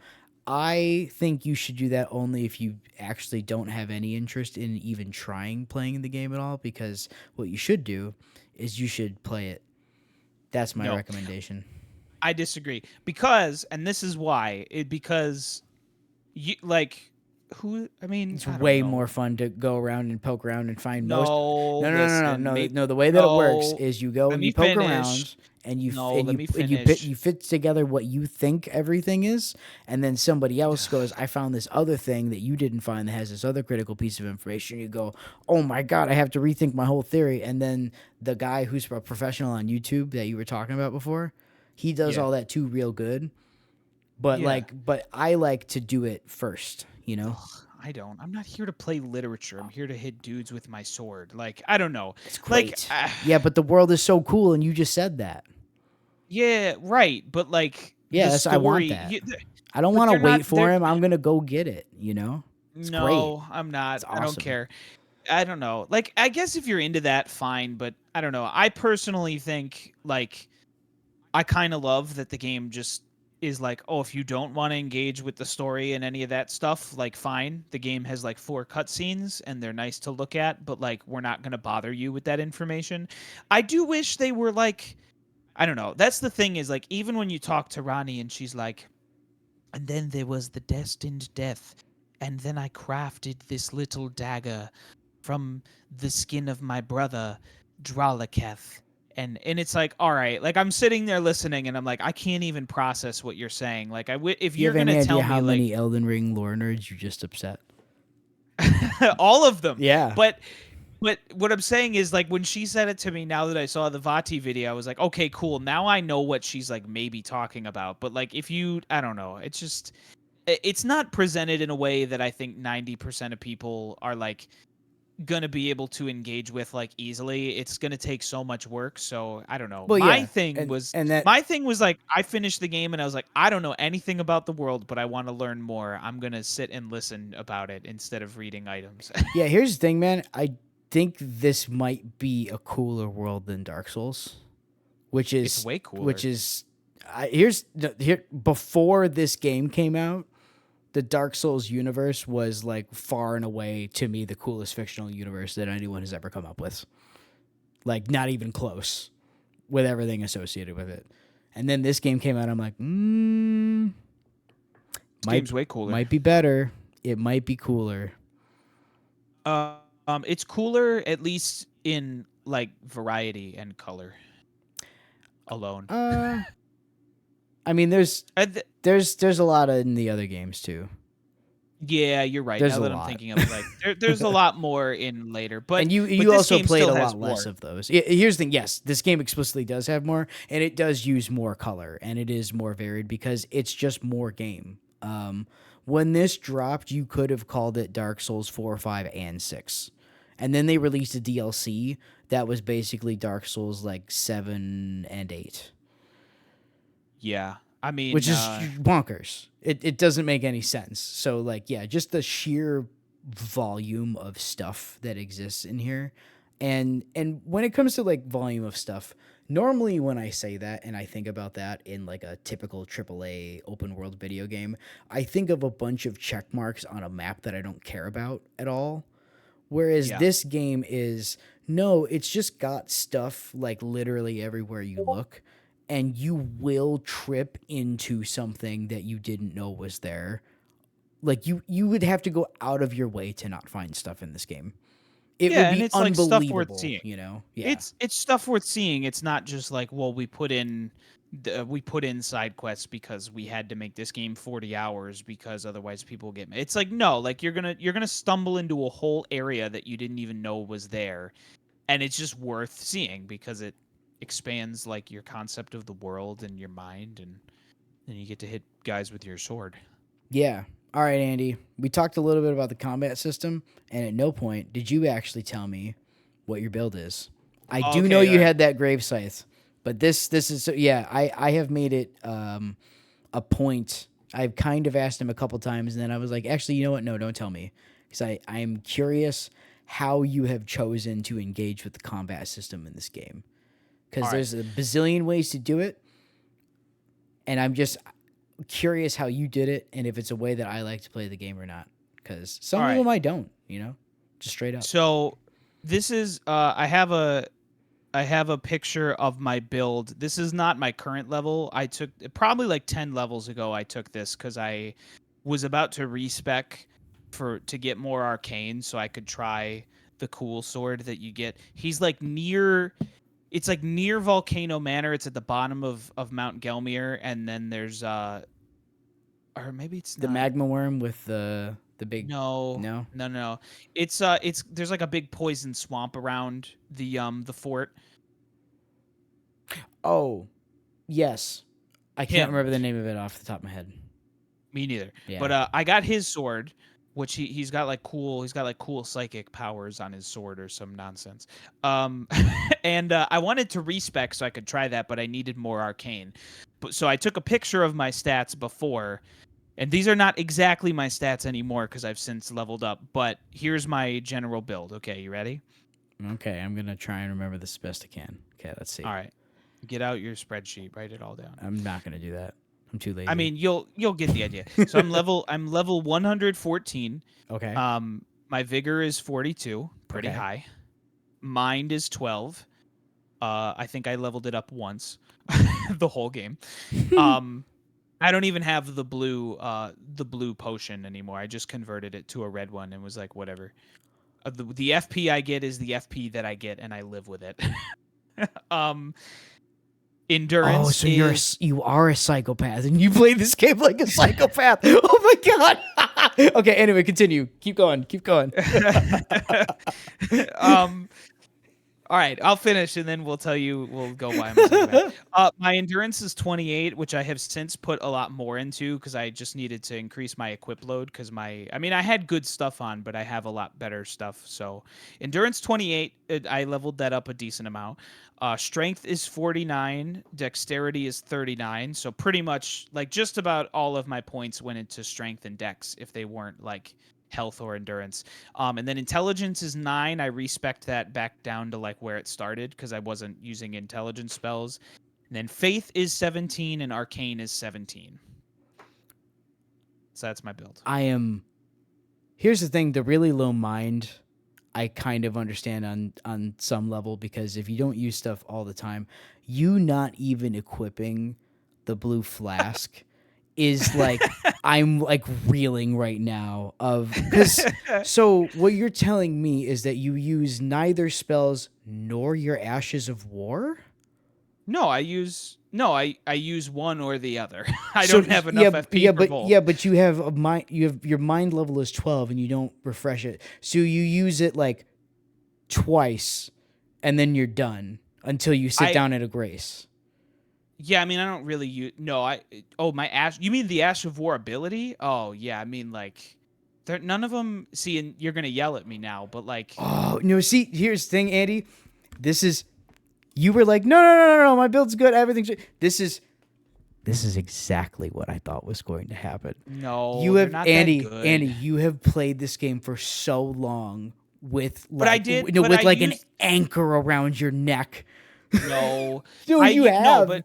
No, but listen, let me finish. Actually, I have a bigger gripe than what we're talking about right now. But so finish. But let me finish though. In the first in my first run, I did use my Ashes of War a lot more. In fact, the one I used was I don't remember what it's called, but it's like the Blood Blade, where you like it uses a little bit of your health, but it does a ton of blood loss to enemies. Mm-hmm. I used the heck out of that one the first time through, but the Ashes of War that come with the Grave Scythe are not that good.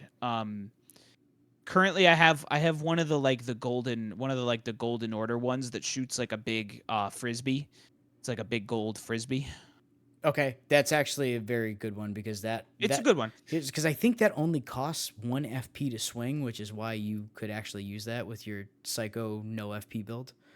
Yeah, I generally, if I'm gonna go into a fight, I either do my Blood Flame Blade or I use my Spirit Ashes, depending on which is better called for. Blood Flame Blade on the Grave Scythe is so incredibly good, and that is it's sick. And here's the thing, that is absolutely helped carry you in a good way, and that is how you should use that. So the other part that I'm really like what?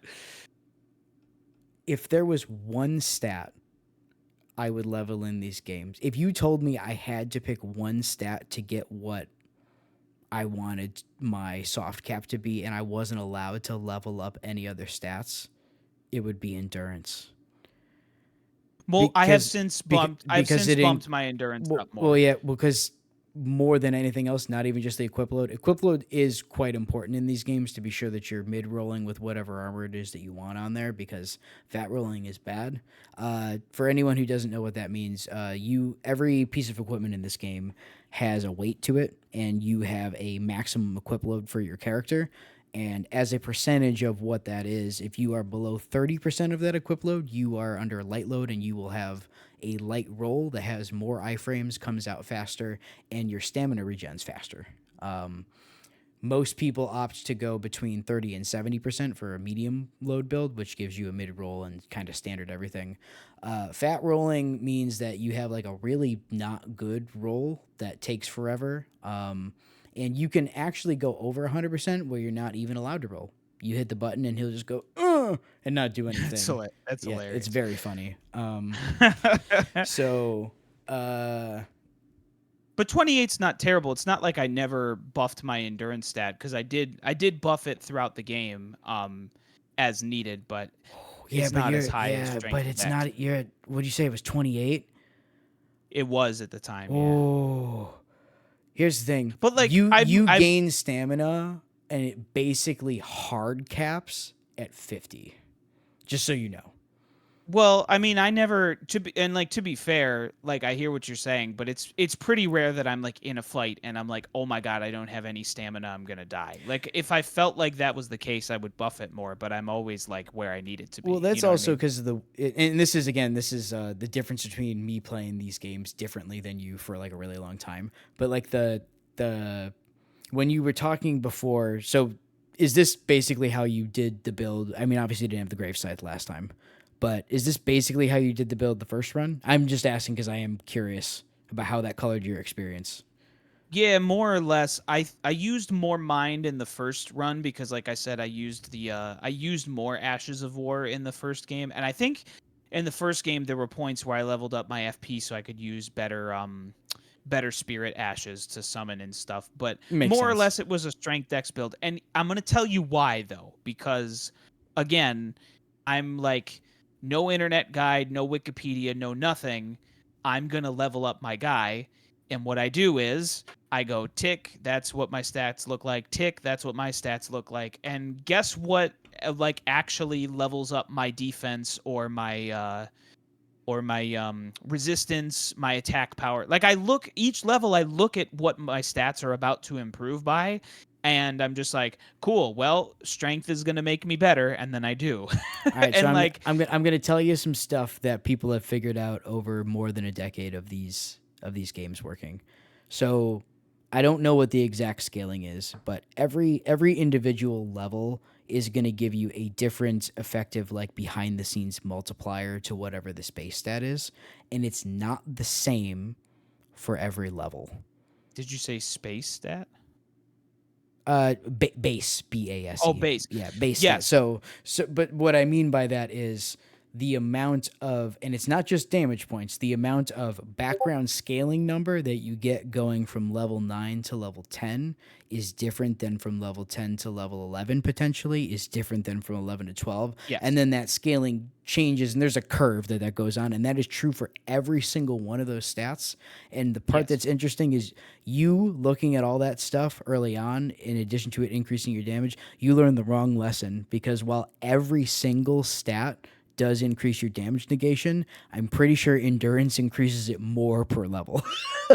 Well, I'm pretty sure. well, I might be well, wrong for about that, but well, no. First of all, I did know that. Like, yes, there are some levels where yes, increasing your strength or your dex does basically nothing, or it only bumps one stat, and that's when I will do like an endurance or something. But actually, no, I don't think endurance does, at least not when I've looked. And like I said, every level I look at, I don't always look at like arcane or something, but sometimes I will look at arcane.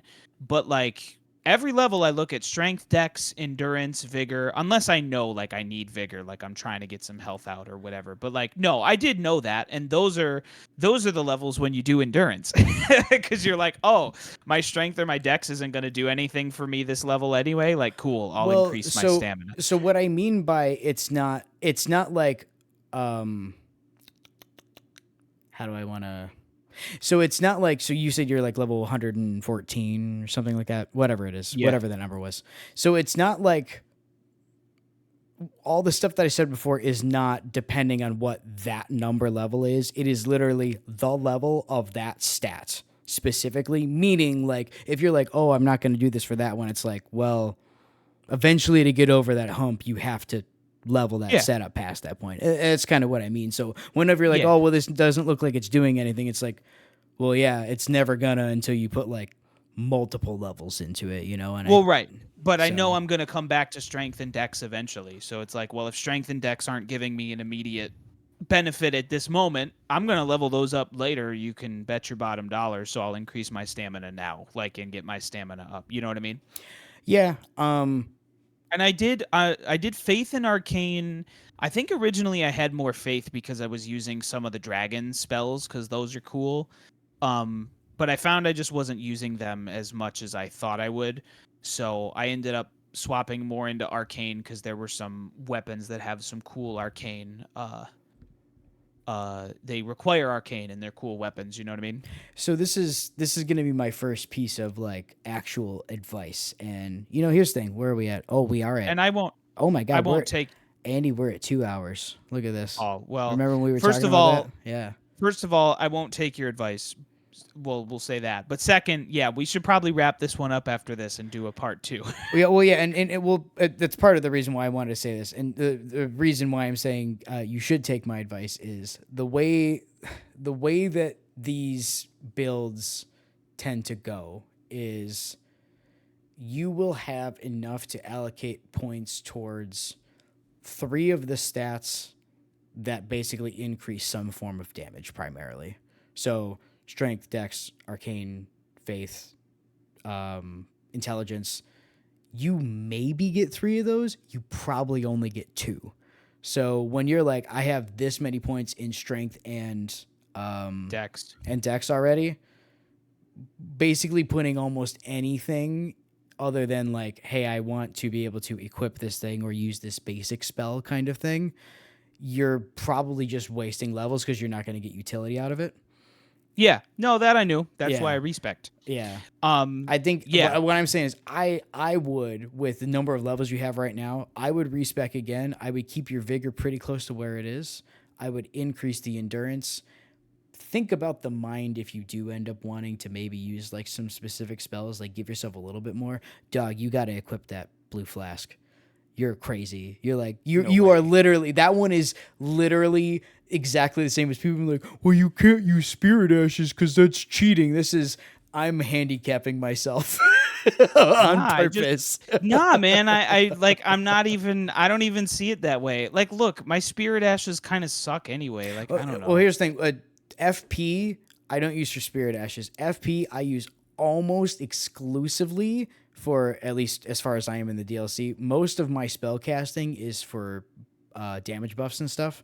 Almost all of my FP usage, dude, the Ashes of War in this game are really good, and you gotta mess with them. They're really good. That entire system is, we didn't even talk about, because it's replaced the infusion system from the previous games. We'll talk about that for a part 2. So if we are going to wrap this up now, this is my suggestion. I think you should go back to the Egg Lady and you should respec one more time, because I know you have more level tiers. And I think you should lean into something that is pick either strength or dex. I don't care which. Probably dex with your grave scythe if you're going to stick with it. I don't remember how that scales. It might scale with strength, actually.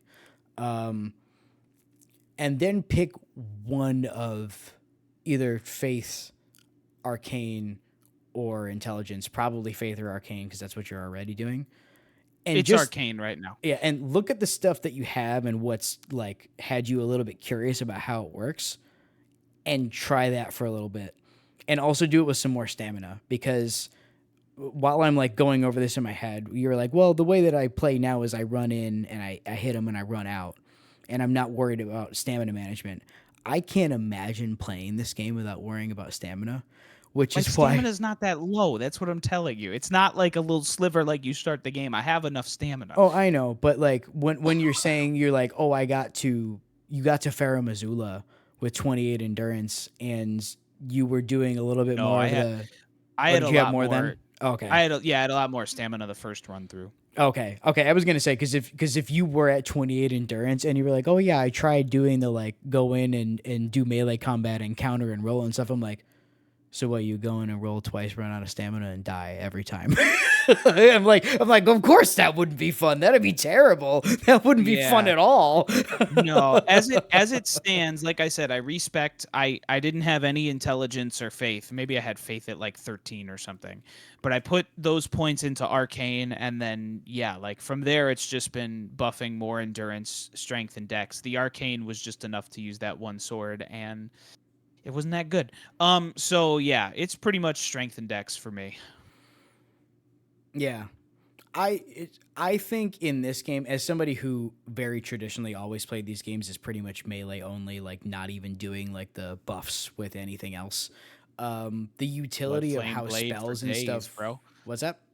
Blood flame blade for days, Yeah, bro. exactly. Even if you only are using buffs and stuff like that, and like maybe some other minor spells, you gotta be crazy to play this game and not use at least something like that. To play this game like pure melee is like you are legitimately just like, no, I think I'm just gonna not engage with like 40% of the content, which is No, weird. man. I only have so much patience for it. Like I'll have a little spell where, well, no pun intended. I'll have a short spell where I'm like, let me play with some of my ashes of war and let me try a couple different weapons and let me try out some spells and stuff. But like, I don't know. I can only do that for so long before I kind of just get bored and feel like some of it isn't that useful anyway. Whereas like, like sometimes you will throw on like a blood flame blade and you'll be like, cool, that works for me. I'm going to run it for the next 20 hours until I feel like messing with stuff again. Cause I don't know. I think fundamentally it's a little bit of a lack of patience where like I like to experiment with the stuff, but there's only like so much I can experiment before I just kind of feel like, I'm not going to use that one. I'm not going to use this one. Like, let Yeah, me just keep hitting stuff. that's fair. Um, We can talk more, like, I guess, about that in specific next time, because I think genuinely to me, one of these games' biggest strengths is the fact that you can play pretty much any of this content any way that you want and it's feasible. There is very little in this game that I think is balanced in such a way where it's just like, you really shouldn't do that kind of thing. And again, the real only example of that to me is the last boss of the DLC at this point. That one feels like, for a game where all the boss designs have been like build agnostic, for lack of a better term, where it's just like you can go in and there's probably a better way for a lot of people, but it doesn't mean you have to. It's, you will just maybe have a harder time than someone else, because there's some amount of rock paper scissors with this, where like some enemies are resistant to magic, and if you are primarily a magic user, well, that guy's probably going to be harder for you than for someone else. But that is what it yeah. is. Well, I do want to talk a couple things before we sign off. Yeah, we here's the thing, it's our show, we can do whatever we want. Yeah. Number one, there's only one correct build, and it's blood loss. Everyone else is a scrub. No, just.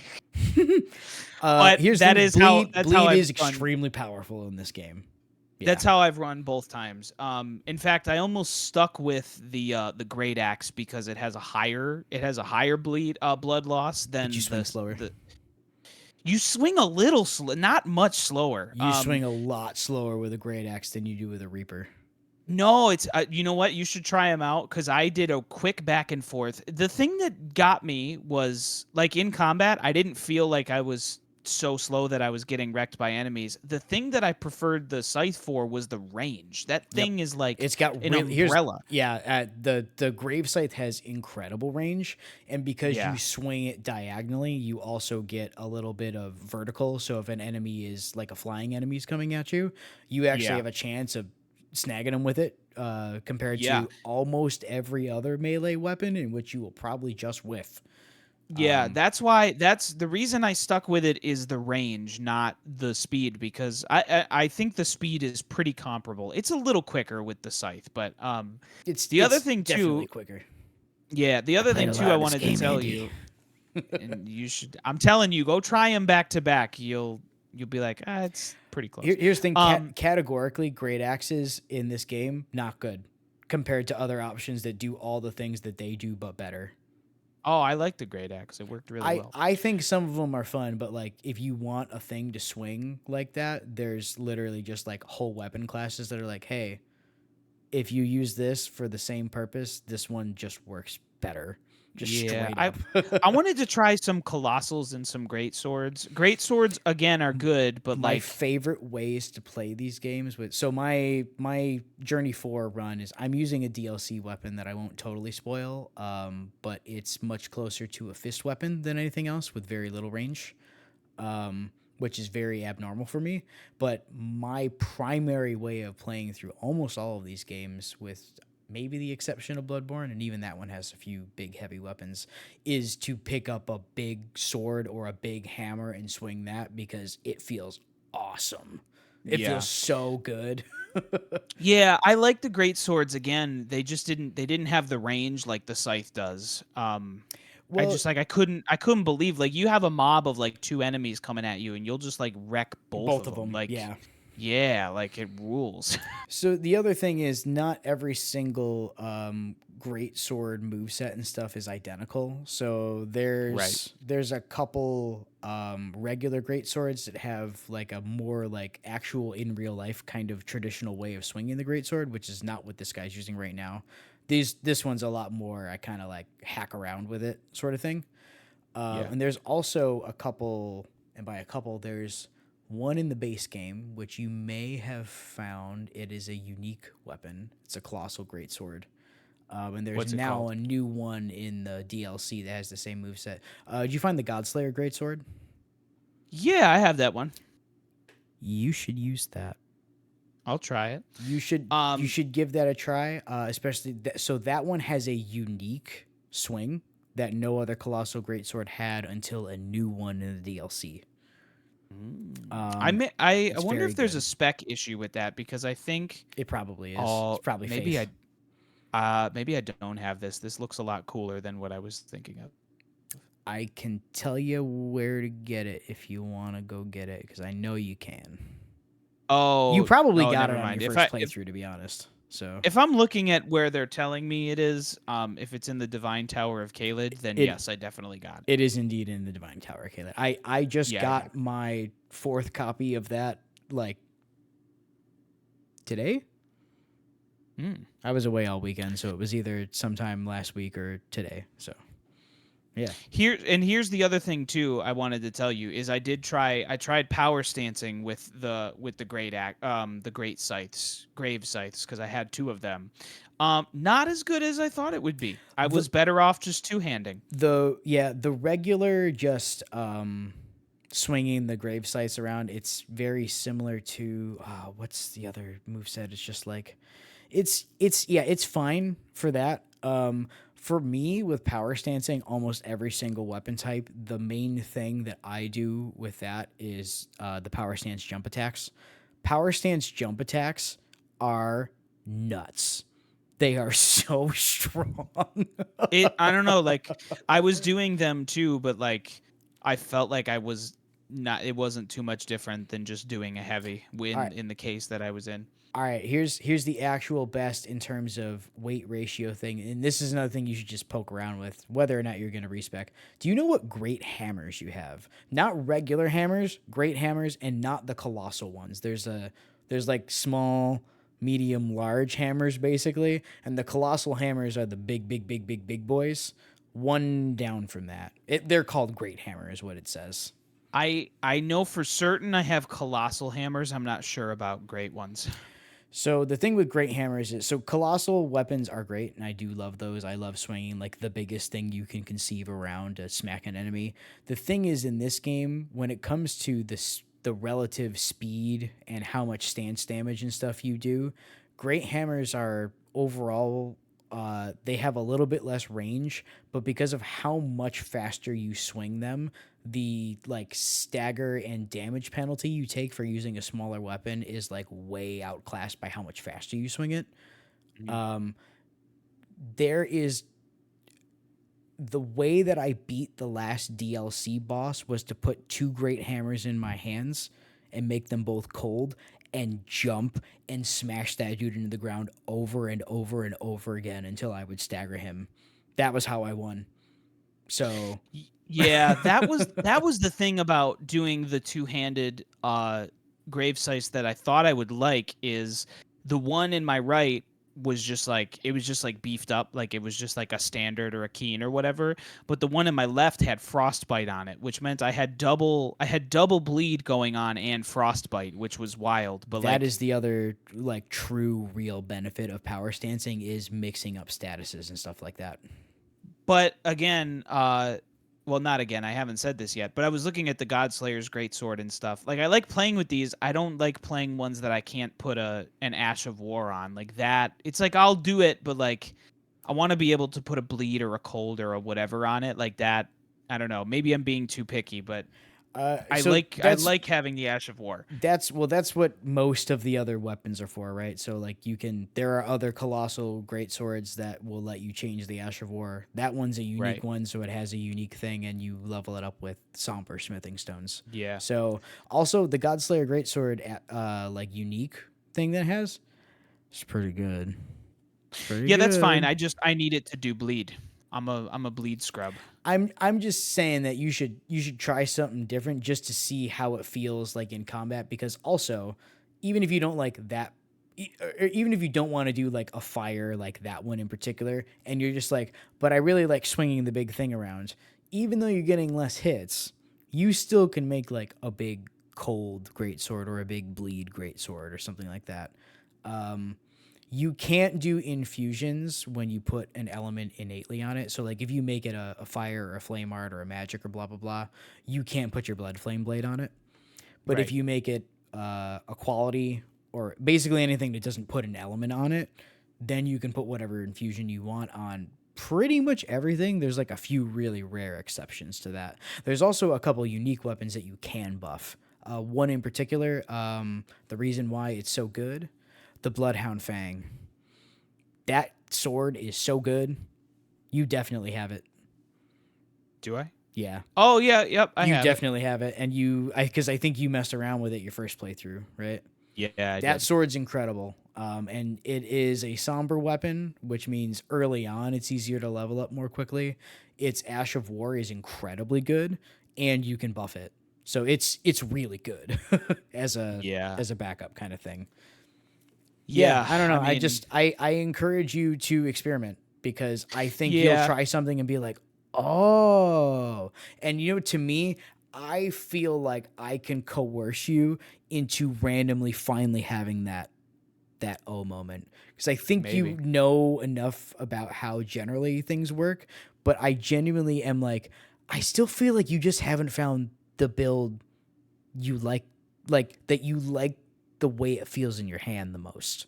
Not even I the like most the I effective. I like the great axe a lot. A part of the reason I stuck with it is because I like the way it just felt. It was Try good heavy swing. try more big weapons. Because I think the thing is, if you like the way the great axe feels, the great axe doesn't like feel terrible, but you'll find its utility ends up being limited because they just only do overheads. And they only do Yes. overheads, and they only do Yes. overheads, and they only do overheads. There's Yes. plenty of other weapons that give you more variety in the moveset that achieve the same bonk factor of a big weapon. So mess with them, Yeah. you know? Yeah, I will. Again, like I have spells. Like I'll have a quick spell where for like an hour or two, like I'll try out a bunch of great swords and I'll level them up and stuff. That's the other thing too, is like it's a bit of a limiting factor when you want to like level it up pretty good, in a sense that you get a sense of how much damage it's going to do. Like that's like there's only so many. Like there are a good amount of smithing stones, but I only have so many when I really want to like get it up to a level where my freaking scythe is, because my scythe is like 22 or something. Yeah, you know what? And that's another thing that like I personally haven't thought about in like quite literally years, because again, I've been playing the same character forever, and later on you can find one of the bell bearings that you can give to the twin maiden husks in the round table hold to buy stuff, where you can buy every type of stone with the exception of the ones that max them out, the ancient ones, the ancient dragon Yeah. smithing stone, ancient somber. I can Everything buy quite except a for few that. from her, but Yeah. I can't buy all the way to level up, and even if I do, it's like still expensive and I The still suck at this game. Yeah, the So the really. last one that you get is literally right after the last boss that you didn't beat on your first playthrough. It's like Yeah, in the well next room. those bosses suck. I want to talk about all the bosses I hate next time we do this, which is by the way all of them, but some in Well, particular. this is part of why I am like, just Just try different. This actually no. This is my challenge to you. I don't know what the next boss that you're theoretically going to fight is. I think that whatever that.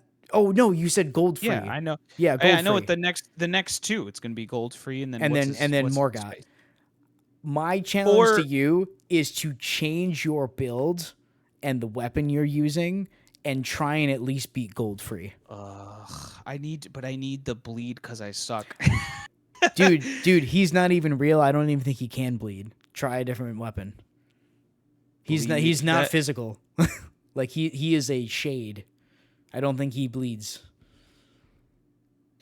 Try well, that's pick two unfortunate great for me because hammers I and put suck. one in your right hand and one in your left hand and jump and smash that boy right into the ground.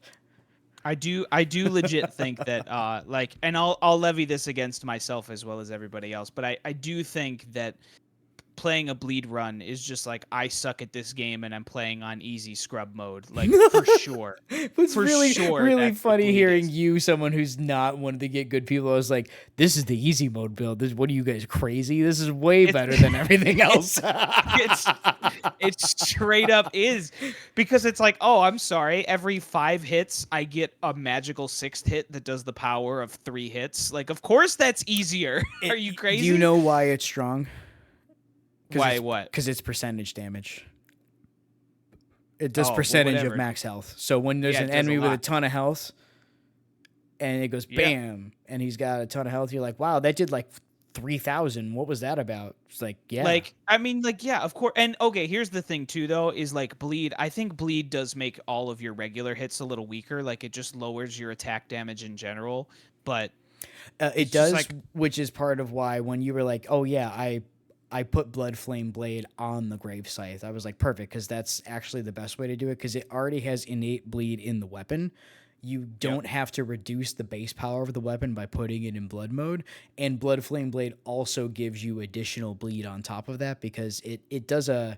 So when you swing a normal bleed swing, it ticks and it just builds up the exact number. When you hit an enemy with Blood Flame Blade, it hits them and increases a tick, but then it also continues to increase a little bit over time, which is why sometimes you'll like Mm. hit a dude and then walk away and then he'll just be like, oh, and explode in blood because the Yeah. meter filled up when that happened. Yeah, I mean, yeah, that's the thing, man. It's just like running a weapon that has bleed already built in. It's just like it's just straight up easy mode, like just for real. Especially when you combine it with a stagger and a repost. Like, that's the thing too, is it's such a powerful weapon that like you'll hit him like 3 times, get a bleed, hit him a fourth time, he gets a stagger, and you get a repost, and it's just like, cool. There's like 75% of his health. Like, it's just easy mode. Why would I do anything else? I'm Yeah, gonna man. try other things, but like, Yeah. This it's is so easy. this is yeah, and this is kind of what I mean though. Is like you're finding like yes, and that's did I tell you? So my new game plus run, I did.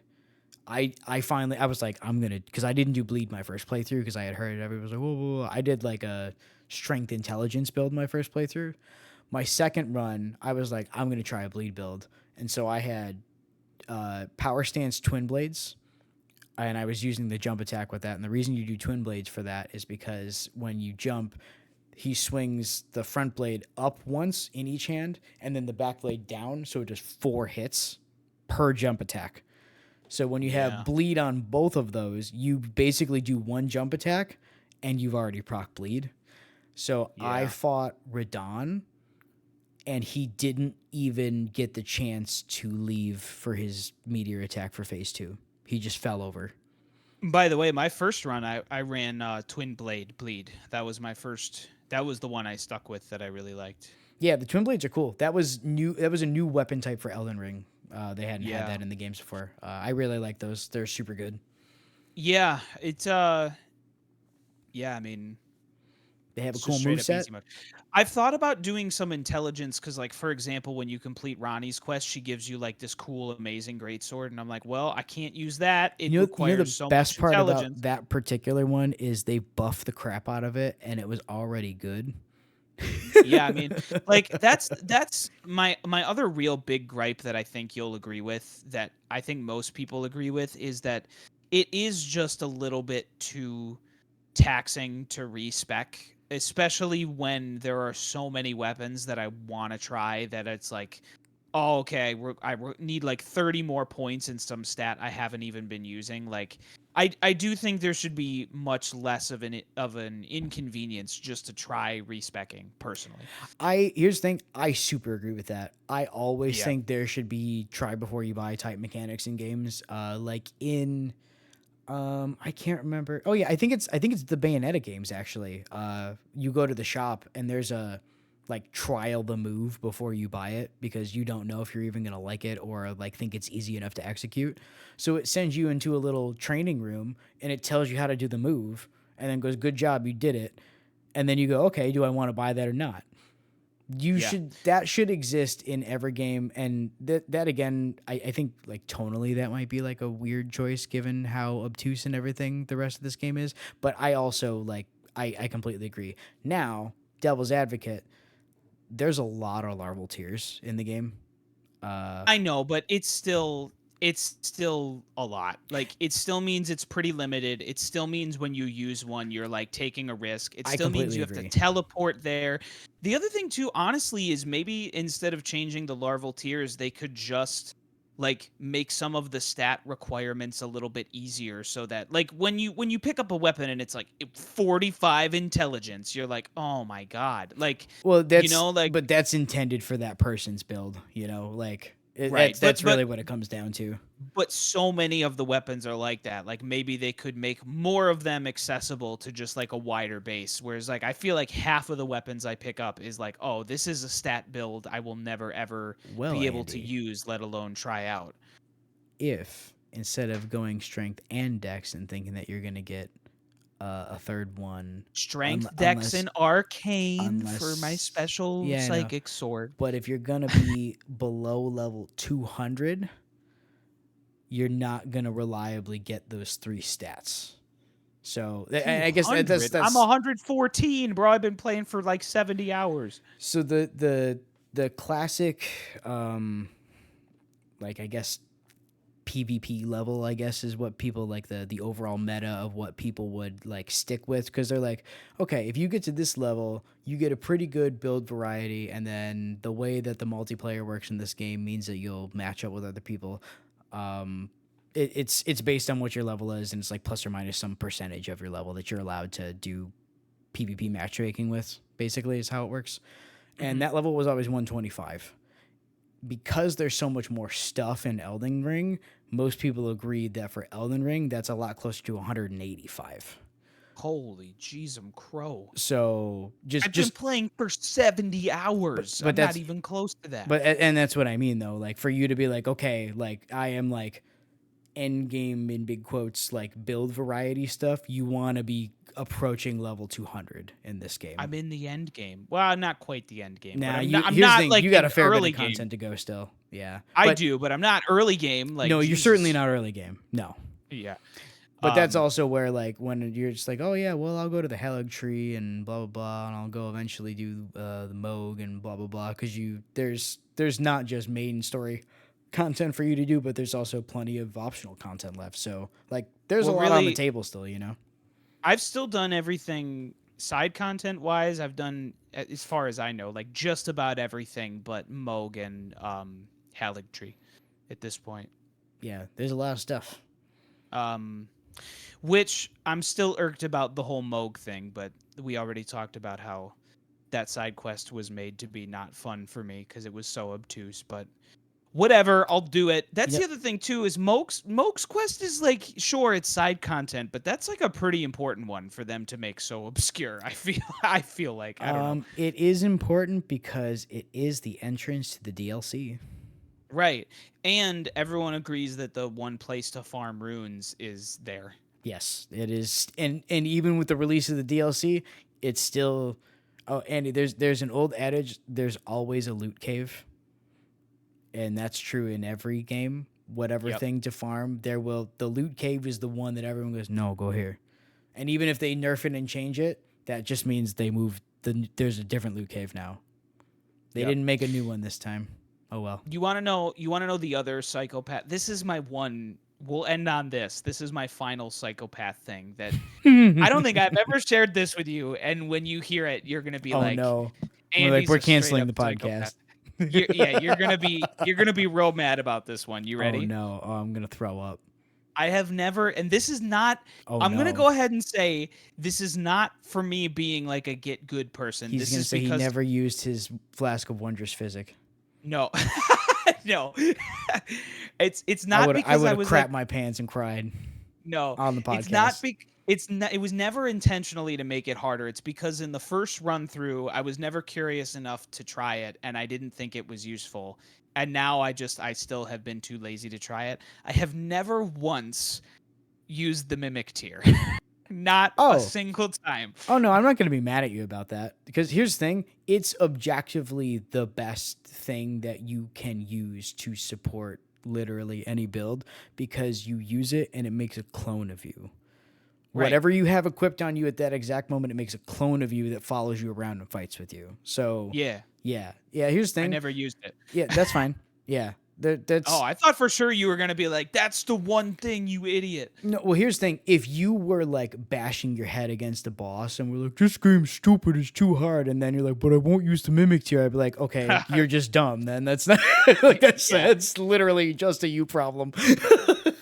Yeah, well, my dumb brain. This will make you laugh. My dumb brains. I think saw them. I think I got the mimic tier. I feel like I remember hearing in podcasts or YouTube videos people being like, "Yeah, the mimic tier," and I was like, I remember fighting the mimic tier. Like I remember there being a boss called the mimic tier, but I didn't remember getting one. There So is if I also you find it and it's like one of the when it's like a legendary item, it's like orange glowy.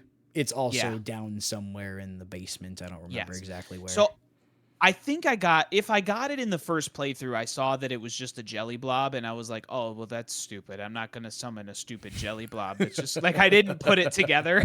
You mean after you 'Cause- fought the one that said mimics here and there was a jelly blob that turned into you and then fought you?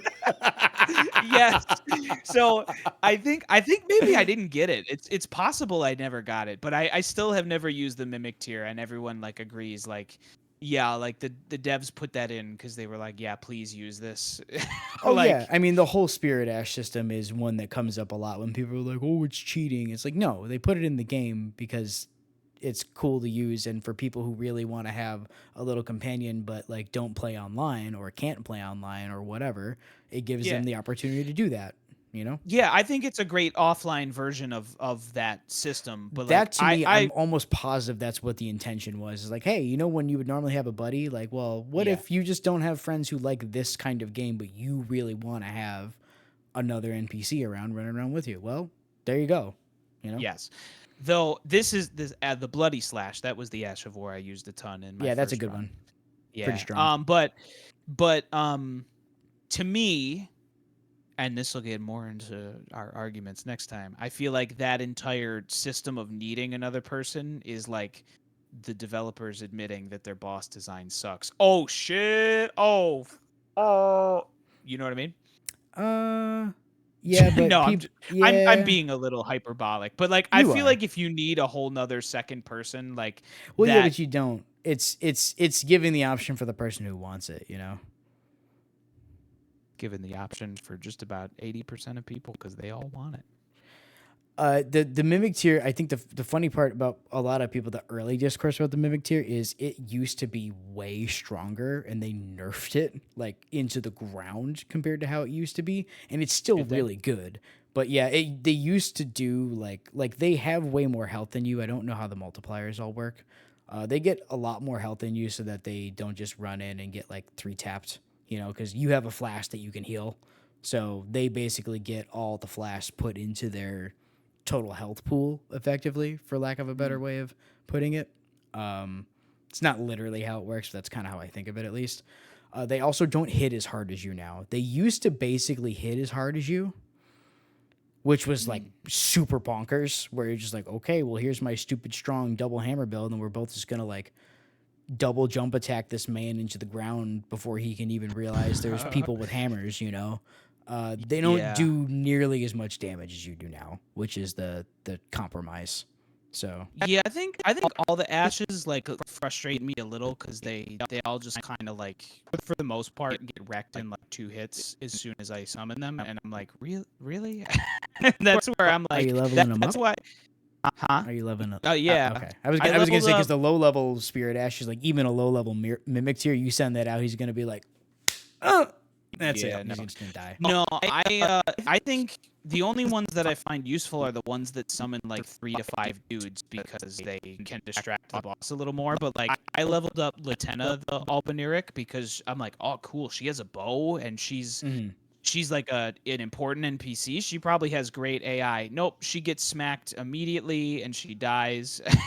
And I'm like, great, thanks Latenna for your support. Yeah, there's a few real good ones. The Banished Knight ones are pretty good. I think if you find those, Black Knife Tish is very I was gonna good. say I just got him. Is he a good one? Black Knife Tish. All the Black Knives are women. Get it straight, Andy. Unbelievable, dude. Are they? They are all women. Yes. I probably heard that in a Vati video thing Yeah, before. they are Newman, just like America. Because they're all descended from the Empyrean, like me, No, no, Ronnie the the doll. the Empyreans are the people who are next in line to potentially ascend to godhood. Right? Yeah, they're. What did you Yeah. say they are? They're Neros or something? What Neros? Newmans? No, Is what are that you what you talking? said? No. Oh, yes, Nubile? Newman. Yes, that's the name of their race. Is what they are. Yes, that's what I Yes. was thinking Yeah, of. and so is America. Yeah. We've All right. we, So next time, we should wrap up. But next yeah. time, I want you to describe to me and all the people who don't care about things what tarnished means, because I still feel like I feel like I kind of understand, but you'll be able to say it really clearly. And then I want to talk next time. I want to talk bosses, and I want to talk We didn't talk almost any leg. specifics about like equipment mechanics or any of that stuff. Yeah, So there's a whole lot on the table still to talk about, you know. So yeah. I want to talk bosses, and I want to talk legacy dungeons and like definitely specific NPC quests. I want to talk about the Dung Eater. yeah, like here's the thing: that person just picked up some of the crystal tiers. We didn't even talk about the Flask of Wondrous Physic, which is also a brand new thing for this game. Really incredible modular system, super good. Didn't talk about Yeah, it at all. it's neat. Tarnished. No, we're gonna do it next time. Oh, I thought you wanted me to explain Tarnished right No, no, now. no. No, I'm saying next time we could talk about what the tarnished and like more of the lore stuff, and then all the other stuff I said, which was a lot of There's stuff. so much lore, so much. But this honestly, like, I could talk about this game for probably 3 more hours. I'm probably gonna play this game for like 20 more hours because I still have a good bit ahead of me. Well, But here's it's here's the thing: we normally are doing this podcast what like normally once a month ish, kind of give or take monthly-ish. there. And we've had less time between the last two because we basically had the other one kind of in the backlog for a little bit because we just didn't have time to record. And now we're here on this. So, I mean, we theoretically have like just stick with a semi regular schedule. Like another month of you getting through this to the point where I'm just like, yeah, man, take that time, experiment with the builds, I don't know if you're going to want to go to the end of the game, whatever it is. Just like do something different than you have been with the game, I guess. If that makes sense. Just try it, What and then level? maybe you go What back level to doing should I what you're be doing. for the final boss? I think if you're approaching, you will also find ways to get a whole lot of runes real quick. That 180 ish level will put you in a comfortable spot in terms of build, I think. You're going to want enough Okay. vigor, you're going to want enough endurance, and then just whatever the rest of your build is, whether that includes more mines and just whatever weapons and stuff you like. That'll get you there. Yeah, because I'm probably like a level 124 right now. And I definitely am like, yeah, I'll go beef out 20 more levels before I come back to this boss. I don't mind that at all. So, I have a question. Did yep. you already get to Moog's area? No. Okay. Because you could just go to the farming area. Yeah, I could. When I get Theoretically. there, I'll get there. Yeah. Um, You should just keep playing for a while. but yeah, I got a lot of stuff left. Yeah. Oh, that's right. Because you gotta fight the, or did you already fight the NPC for Vare?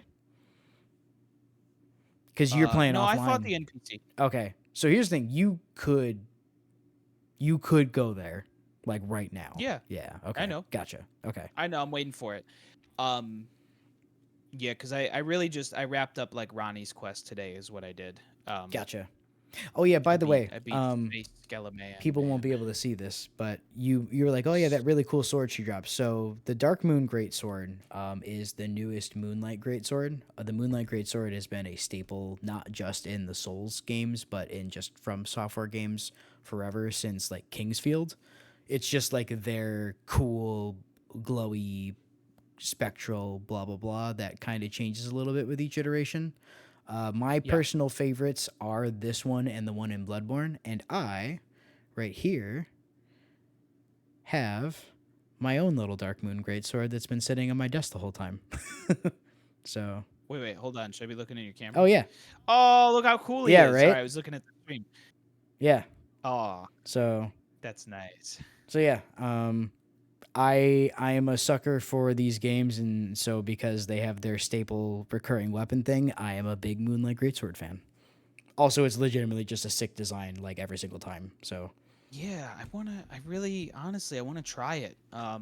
Like, I don't want to go and respec my intelligence up to like 1,000,000. Maybe I'll get a bunch more levels before I do that. But like, I want to try Ronnie's cool sword, Ronnie's Andy, Bay, bro. before you go fight Goldfree, Ronnie is Bay. before you go fight Goldfree, respec strength intelligence and use that sword. I guarantee you're gonna have a great time. Come on. No, I'm for real. Try something totally different. Strength intelligence, start casting some spells, and just use that bad boy. I'm telling you, do it. Question. Okay, If you had to marry one NPC Ronnie. from this game, yeah, I mean it's got to be Ronnie. I'm glad we're in agreement on that. Well, one, I would do that anyway because she's the only character whose goal and mission and means of doing so that I actually agree with. And two, her version of the wedding ring. You know how you give her the Dark Moon ring. Her version of the wedding ring is the sword. If you read the item description, it tells you that that's what that's for. It's the sword? Yes, Oh, that's her man. engagement ring for you. Because that's traditionally No what a way. Carrion queen would present her consort. And that is why Aw, the one Ronnie's actually Bay? yeah, that's legitimately what the ending is you become her consort, Her and consort, begin your right? Yeah. 1,000-year journey to the moon. Because the consort is the hubby, right? Yeah, consort implies marriage, yes. Dude, I didn't realize. Yeah, it's Ronnie like was legitimately actually that's Bay. what the quest is. You marry the puppet lady. Oh, that's awesome. Wow. Well, look, man, this has been a magical episode, and we said probably like an hour ago that we have to You stop. were And like, "Yo, we just got to wrap enjoyed this it. up at 2 hours." Now we're at 2 hours and 41 minutes. Yeah, but look, man, there are people hanging with us in the stream. If you're enjoying are they? this, there's a couple people. There's Ognerath. Oh no, some audio crackling. Oh yeah, it's my buddy Richard from college. Hi Richard. I don't know if you're still here, bud. Yeah, I hope and you're doing Trevor. well. And I Trevor. probably yelled into my microphone. Is probably what happened. Oh. OFCIM. I don't know what that stands for, but it's probably It stands an for of inappropriate course. curse word. And Yeah, no. thanks, Richard. Oh, it's Richard backwards. All right, I'm destroying our Now you're episode by getting being it. an idiot. Yeah, the I illusion is started gone. It's I all started to over. get too sleepy. There's no such So thing as I was gonna say something horrifying. I'm glad I stopped. we're gonna talk about this game for probably 3 more hours. Probably next month or later this month. Who knows?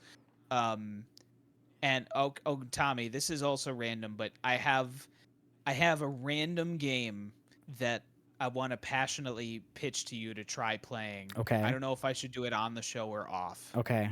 Will it be for the show or not? Not necessarily. I just no. It's Is just it good I'm in love enough with it. to be for the show? I think so. But Interesting. I mean, you okay, can do can it. I? Yeah, just do I'll it. pitch Just it to you. let's ruin everything.